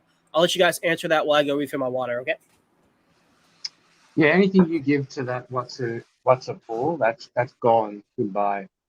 And the thing is, for you to get any kind of, to swap that into something else, you could just sell it on the market, and I guess the break-even point would be how much was worth what you put in and how much you can get out, and that's going to obviously just change over time. Yeah, I think it's important to understand a couple of things. The WhatsApp pool is probably the most interesting part of this whole ecosystem, especially in the first 14 days, when that's the only time period that you can get these NFTs. One of the things that makes it so unique, well, there's two really. The first one is the limited time entry, where when you get in there, you're kind of setting your pie ratio, like what portion of the pie do I get to claim and yield at the very end, right? There's only 14 days. You set your position. Then after that, your position can only get bigger because nobody else can come in and dilute you. So nobody else can enter the pool. The pool stage is done after 14 days. So at that point, your share of the yield is only getting bigger. And it turns into this game of, there's many different metaphors, right? There's chicken, there's king of the mountain or king of the hill. There's, see who blinks first, right? Because every day you may be checking. If somebody claimed their yield, your yield just went up. Every time that happens, your yield essentially goes up. At least your share of the yield does. Now, the other thing to also take into account is that the SA pool also gets an advantage on the yield in general. And what I mean by that is it gets the bonuses, all the bonuses that happens when somebody sells their HSI to the contract to get their Icosa. If they have like that 10% or 20% bonus in Icosa, all that Icosa is copied and added to that Watson pool. That's the only place where that happens. So there is an advantage in yield in that pool, and there's an advantage of scarcity that will happen nearly immediately. I mean, what's 14 days? Like, it's wild. Is it 14 days or is it 3? I thought it was 3, but I've been so deep in CG, I haven't had time to look at anything deeply. It was probably the test net probably tripped you up. Like when V1 came out, he set it up to where it was only like you only had a certain amount of days to get in. But no, it's 14 days. That's what it's going to be. Yeah, the fortunate thing is I have everyone's phone number, so when I have questions, I call them directly. Like I'll be like, I worry about all this shit later. But no, it's proper damn game theory though, and it's proper good. It's the difference between chess and checkers, and that's what we're like really looking at is proper chess based on T-shares proper chess. Yeah, it's wild. I mean, it's a game that we've never seen played before. I mean, we thought it was a game changer when Hedron came out, and now there's an NFT that's actually is backed by something. The HSI. You tokenize it, it's an NFT. Now you can redeem it for Hex when the stake ends, right? Or Hedron. Well, now this is going to be completely wild. This adds the scarcity mindset to it. Because at any time, from here till infinity, you can create an HSI and tokenize it, right? But you only got 14 days to make these Watson NFTs. And can you give me a quick rundown? Because I haven't paid attention. Like, if I'm going to make these HSIs, but I want to do the Watson stuff, what is my process? Because I haven't had time to actually look into it yet. Oh, so if you just want the Watson NFTs, you just got to come to the table with ETH, Wrapped ETH, USDC, Hex, or Maxi. You just need any one of those in your wallet. Delicious. And this is pretty sweet. The DApp alone is kind of game changing for me. I just haven't seen anything coded like this. Alex is absolutely amazing at what he does. But there's just a drop down box. It's not like you're sending it to an address. Like there's like an address posted up and you send it there, right? No. It's drop down box. You select your currency. You select how much you want to put in. Boom! Immediately NFT in your wallet, and that's it. You got 14 days to get it. There's no limitation per wallet. There's no minimum. There's no maximum, right? So you can really have fun on trying to decide. Hey, maybe I want a moon NFT. Maybe I want to put like 50% of what I'm doing into one, and then maybe I want to make 10 more that are all equal amounts. And then maybe the mentality is, it's going to be like a 10-year staking ladder for me. So at the end of every year, I'm going to burn one and claim that yield, right? Yep. It's wild. You could do all kinds. Were you around in the early days, Gifford, when Roy RG was like, I put out a battle wall of 55555 stakes at any point. I'm just be like, nuke. Emergency on stake. All the rest of you take my fucking free money. Thank you. It's mine. And it's actually a brilliant strategy to not just ladder yourself out, which you should ladder because you should understand the steam engine, the caboose, as well as how a ladder works. But you set yourself up for success instead of failure. Absolutely. I mean, I got into, when I first got into the whole financial system personally in Legacy, it was like the literal cash deposit at the bank.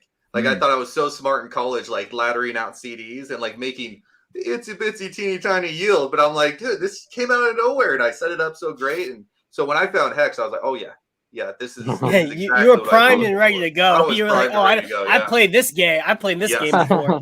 Yes. Well, it's the same thing on how Wales got in, right? Because when he saw it, he'd be like, I've been playing this game before. This is When people say immutable contract, that's level 1 thinking. It's uncorruptible contract, uncorruptible utility. Only the people that use it can be corrupted, manipulated, or burn themselves by the pan is hot.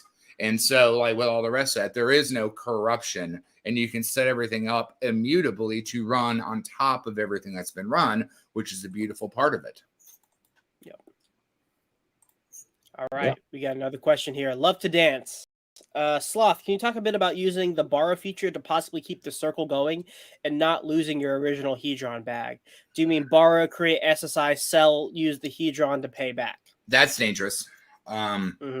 But I mean, I'll let you talk about it. I do have something, and we are like an hour and 40 minutes in, and we have an amazing audience of 138 people, which is just incredible. And congratulations on getting 1,000, sir. Didn't you get to 1,000? Yeah, I did. Dude, it was crazy. It was a couple hours before the stream with Alex, and that was awesome. And then like the next day I wake up, it's like 1,300. I was like, oh shit, that's awesome.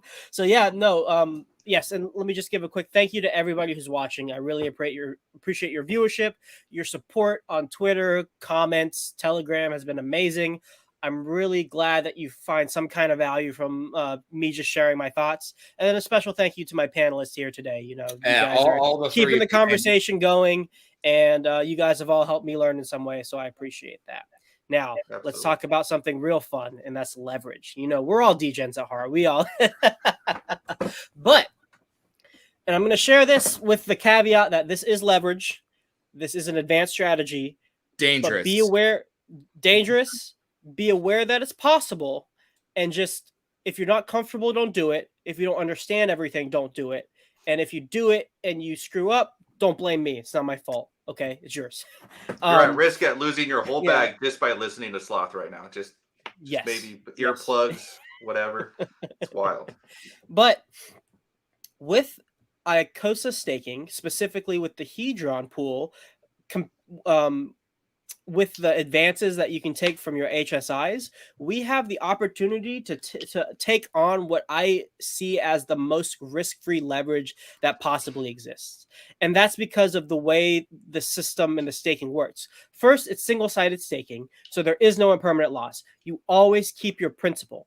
Two, the rules are completely laid out in an uncorruptible, as Kool-Aid would say, contract that no scam wicks, no fuckery from some kind of centralized entity. It's all immutable, all decentralized, all trustless. And we know, because of this, we know all of the parameters, both from the advances as well as the staking feature. So this is what you can do. You can take an HSI and you can borrow your Hedron against it. You then see how long your stake length would be if you staked all of it in the Icosa Hedron pool. Then you take the amount of Hedron that you advance upon, and you would pay the number of payments that you would need to make, so you don't have to make another payment until your stake ends. Okay. Now, the reason why this is important is because when you stake the Hedron that's left, you know when it's going to end, and when it ends, you still have your principal. So your advance still is intact with no risk of losing it, and you have now generated yield in Icosa. So when it's over, you can pay back your loan, take a little bit of yield, buy some Hedron to meet the premium because you have a premium to pay. It's very little. It's going to be manageable. And then now you have, it's like what? 10%, isn't it? Yeah, no, much less. It's like 1% over the entire life of the thing. Like it's very, very, and it's even less because it only accumulates with each 30-day period that goes by. So that initial payment you make, there is no premium. You're just paying like what you borrowed. And the smart thing that you just said, Sloth, is that you're paying in the unit that goes up and down in value. And so you're paying with units, not USDC, not a tangible pumpable. But please go on. You're right on the head. Yeah. And so now at the end of the stake, which you have already paid off your advance to get that far, you have the principal intact at the end of the stake. You have enough yield to buy some more Hedron to completely pay it off. And now you're just left with Icosa sitting on the side that you can put in the Icosa pool. And you can iterate this as many times as you want. And you're just having a leverage yield position within the Hedron staking pool of Icosa with very little risk, because like Kool-Aid said, the asset that you're maintaining throughout the entire time is the thing that you owe, is your debt. So your whatever volatility happens in USD price is not of any concern to you. Mm-hmm. Now, if you go back through my videos, I have one that's about basic risk management in Hedron. always have liquid hedron on in your wallet that you pay these loans off. So in case something happens, something always weird happens that you can't account for. Just have it in some separate wallet that you're not going to that you don't do anything else with. You don't get airdrops for, you don't click on links, you don't connect to like yield farming, just like that separate sequestered walled garden wallet. You have all the hedron there so that if shit hits the fan, and really when shit hits the fan, you can pay off that loan. Okay. Correct. But this is essentially the most risk-free leverage yield farming position that I know that exists in crypto currently. Why do you say it's leverage? Just because? Well, You're you're taking borrowing out, on a borrow on a borrow on a borrow. And what I would say to add to it on the dangerous position is theoretically, since you need to make a payment once every 3 months, you could single side stake what you're doing, which hold it in a wallet for 30 days, which would allow you 2 other extra ghost payments to actually cut the thing. But like Sloth just said, it only takes one whoopsie. You send it to a wrong contract address, you get compromised, and then you're done. But it's not leveraged as we normally understand it. It's not leverage, because leverage as we understand it is it amplifies the gains, right? It does amplify your gains. You're stacking the leverage or you're stacking the utility. What you're doing is a seesaw, if you take my analogy, gets longer and longer and takes longer to move it this way. When you leverage it, it moves that much faster. So like you're shrinking the amount of fulcrum in the middle of the seesaw to move things faster. And what you just need to do is make sure that you have the money maker on the other side separate from when you're driving it. Yeah, that and the eighth gas costs. Mm-hmm. Yep. Yeah, but the thing is, the most important thing is it's 1 for 1. And that's the most important things to keep making your payments, is as long as you're generating yield on your 1 for 1, then it will be able to handle it's like filling up your car at a third empty instead of 10 miles till over. You need to make sure that you always, like as a truck driver, you always fill up your tank at a third. I don't care who you are. I don't care what you're doing. You never know if you're going to get to the next gas station. You don't want to run out of fuel in a semi truck. You can't walk out there with a canteen to get your diesel back into your semi truck. So it's just playing smartly if you want to play that game. And the smart thing to do is just have one of your HSIs with a 10x bonus sitting there, and that's going to fund like 9 of them or something. Mm-hmm. Yep, exactly. Yeah, just like having a liquid bag, having a mintable set of HSIs does the same thing. It's the same thing I said earlier. Never let your gas tank go out with your ETH, right? You should always have 0.1 ETH. You never want to landlock yourself when something happens. Yep. Wow. Yeah. So make HSI, borrow. Yeah. Buy stake. Yeah. Make sure you can pay it back, and you've just got free yield. And if you want to do, you can take that yield and buy hex with it to make another HSI to amplify the amount of leverage you can take. Just be careful with any. That's where it gets dangerous, because most people don't understand like half of what I say, and so like I would never want to give people. If you're a role play gamer, right? As long as you've got stakes to mint hedron from to pay the loans back. But like, I mean, who wants to cut it that close to the edge anyway? Like that's really, anybody listening, don't do this if you don't understand all the intricacies of the system and the implications of leverage. I'm going to use the Leroy Jenkins analogy, right? If you're going to go into a dungeon, you should have a full team. You shouldn't have 5 mages and 1 healer. Yes, you may be able to power damage everyone down, but it only takes 1 whoopsie to wipe out your entire team, and it'd be like, well, I still got chicken. But like you need to make sure that you just play the game properly. And if you're not able to understand advanced tactics, please don't. Like this is not your game yet. So or just play at a very small level so you can learn and practice. I got a question for Sloth real quick on that. That sounds like something very similar that we were talking about early on Hedron. When it comes to, we were talking about like, you know, if Hedron's value gets up to a certain point where it's worth like borrowing against to actually use for like bills in real life or something like that, like a line of credit, we would talk about doing the dual HSI stake method, right? And that's where you would, you know, I was curious if you thought about using that same method involved with what you're doing now, or what you're. Oh, absolutely. Let me get my video. I'll post it in the chat. Well, let me let's one see. up the answer on that. So it's interesting that you can actually harvest ETH, USDC, and Maxi to make your Icosa what's up thing, because that actually is putting other liquidity into the system that can maintain the anchor on the system. Because now, like we were talking about before, understand asset for asset, like for like, but this is also another Richard Hart ecosystem tool that's putting liquidity into the pond, which will be building on top of everything, which I find actually really fascinating. Yep. Hey, Blue, do you want to clarify where the funds go on the WhatsApp? Well, no expectations. No It's idea. a no expectations thing. So when where those funds go They're is gone. essentially the flow address. Okay, so if you know about the flow address from Hedron from way back in the day, like we don't know who owns it, we don't have any expectations, whole 9 yards. Okay, those tokens are gone. Those do not stay in the system, and that also amplifies why this is just a 14-day period where you can get these NFTs. Yep. Yeah. So I just want to make sure that was clear in case anybody was confused on that. Well, when everyone used to ask where the ETH went, people don't understand that when you learn to ride a bike, you use training wheels. That is how that works. But we can conjecture. We can say, okay, if I was the SA, what do you think I would do with that money? It gives ammo.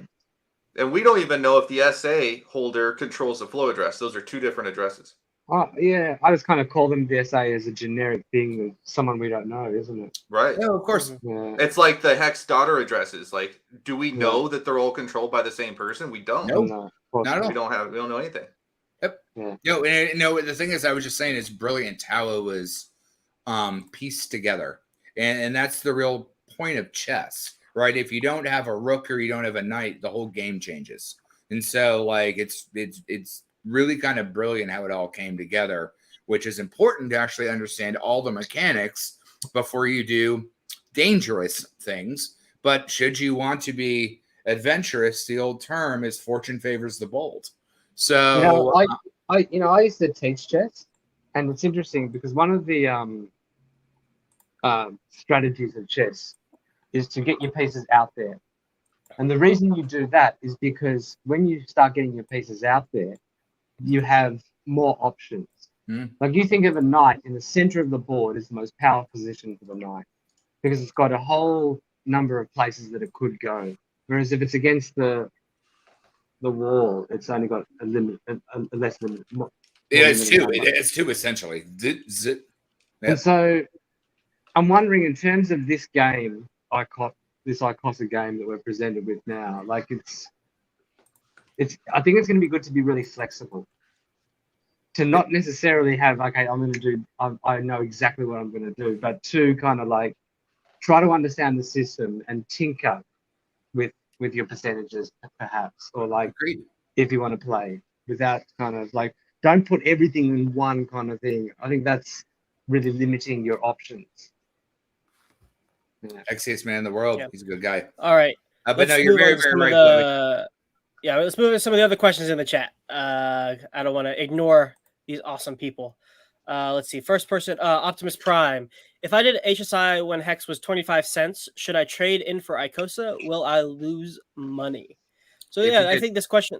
Yeah, go ahead.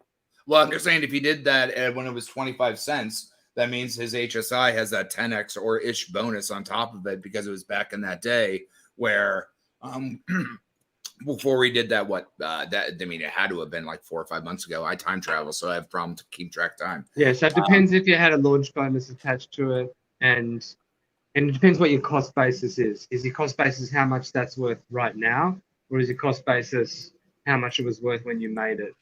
Mm-hmm. And then also kind of like what is, we have no idea what the price of Icosa will be, and that's a temporal thing anyway. So do you mean after 1 week or 1 day or 5 years? So, has anyone, because again, like, I'm sorry guys, I haven't had time to play with anything because my CG stuff. No worries, I didn't get to come online. I'm lucky. I haven't gotten I've never even logged into testnet. I know I can figure it out in half a second. I'm not worried about it now.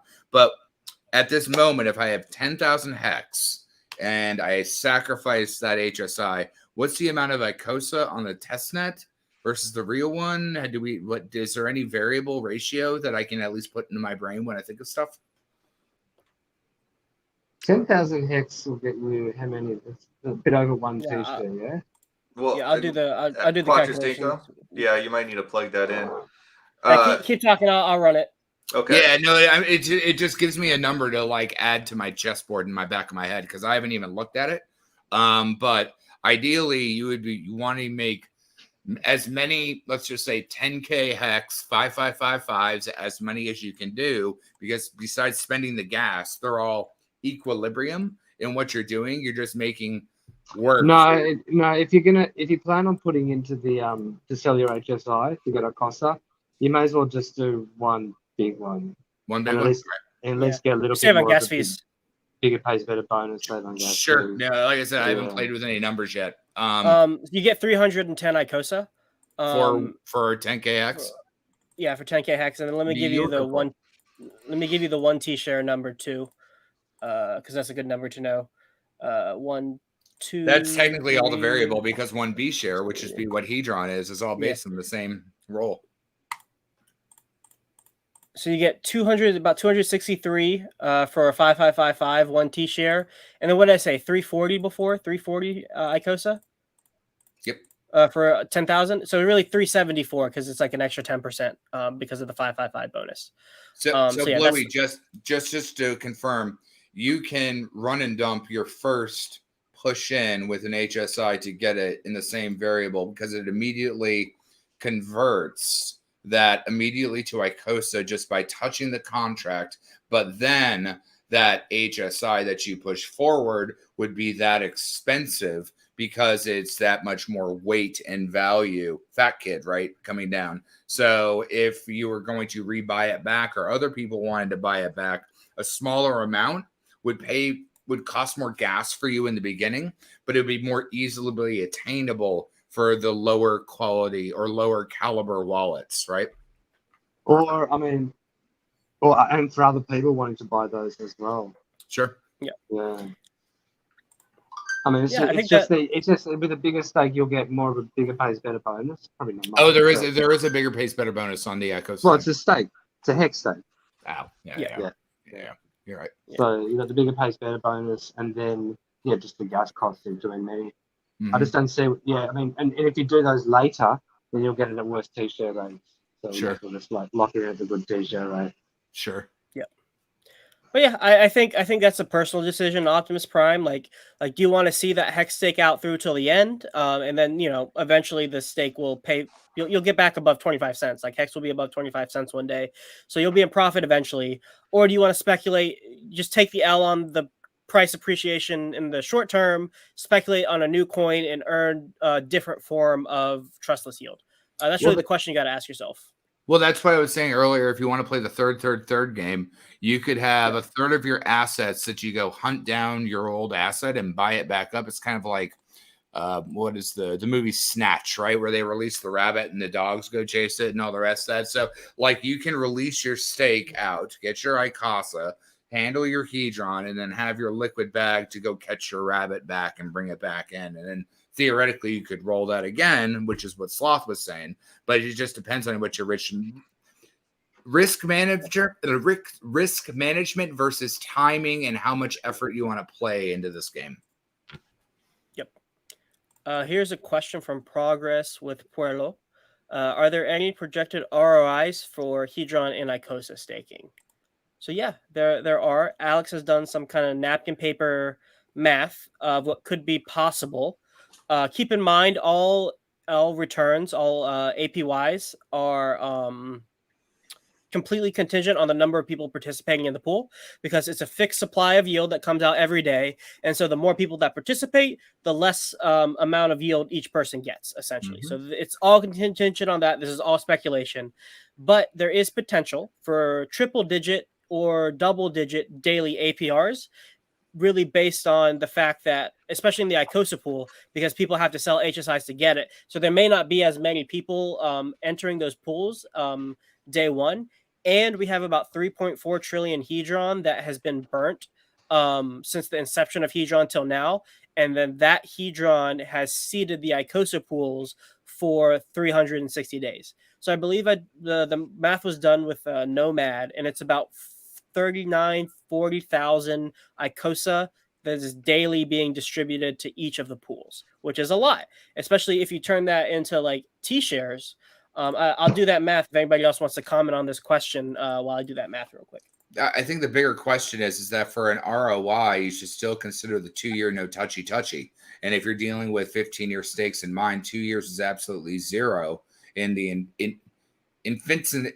infancy of what something is. It's like wondering how long a baby can walk to when they can learn algebra versus when they die. So if you're really looking at all of those variables, I would understand what your time horizon and what your investment is, and the ROI will be respective to how you're handling your baby walking, to doing algebra, to getting your master's, to marriage, kids, and dying.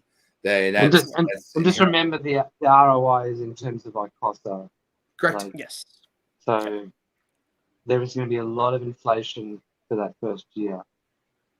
Yep. And so it's about, in terms of like Icosa, like if you like backtrack the calculation to how many T-shares it would take to Solix has the 41,000 Icosa per pool.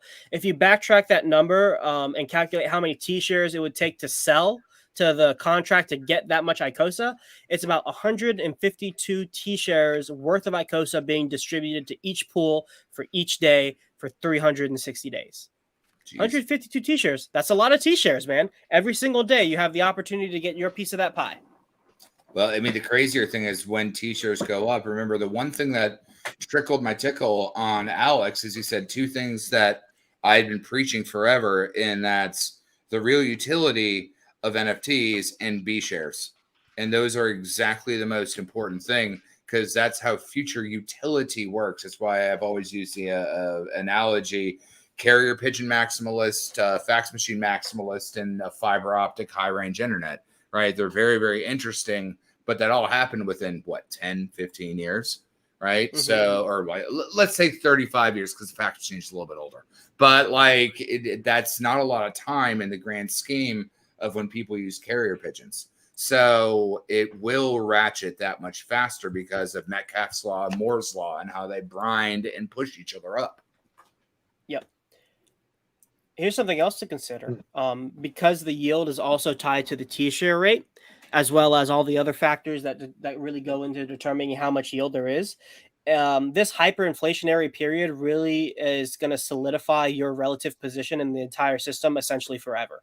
Yep. And so as the system ratchets away, as you know, in some ways the yield may decrease. It is possible that like crap tons of Hedron gets burned in the future where there's more yield then than in the future. Like that is a possibility. But even if that's not the case and the yield starts going down, like your ability to capture most of that yield is determined by the behaviors and the actions you take in these first like couple days.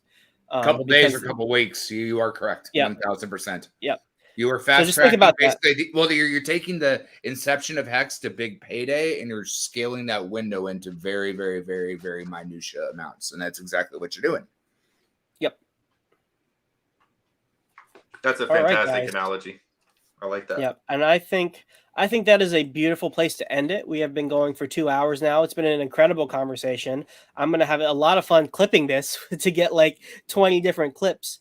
But Gifford, Blue Bum, Kool-Aid, thank you so much for hanging out with me tonight. I think we talked about a lot. I think we covered a lot of really great ground, gave a lot of good content for people to dig through later. Does anybody have any final words? Anything you want to say?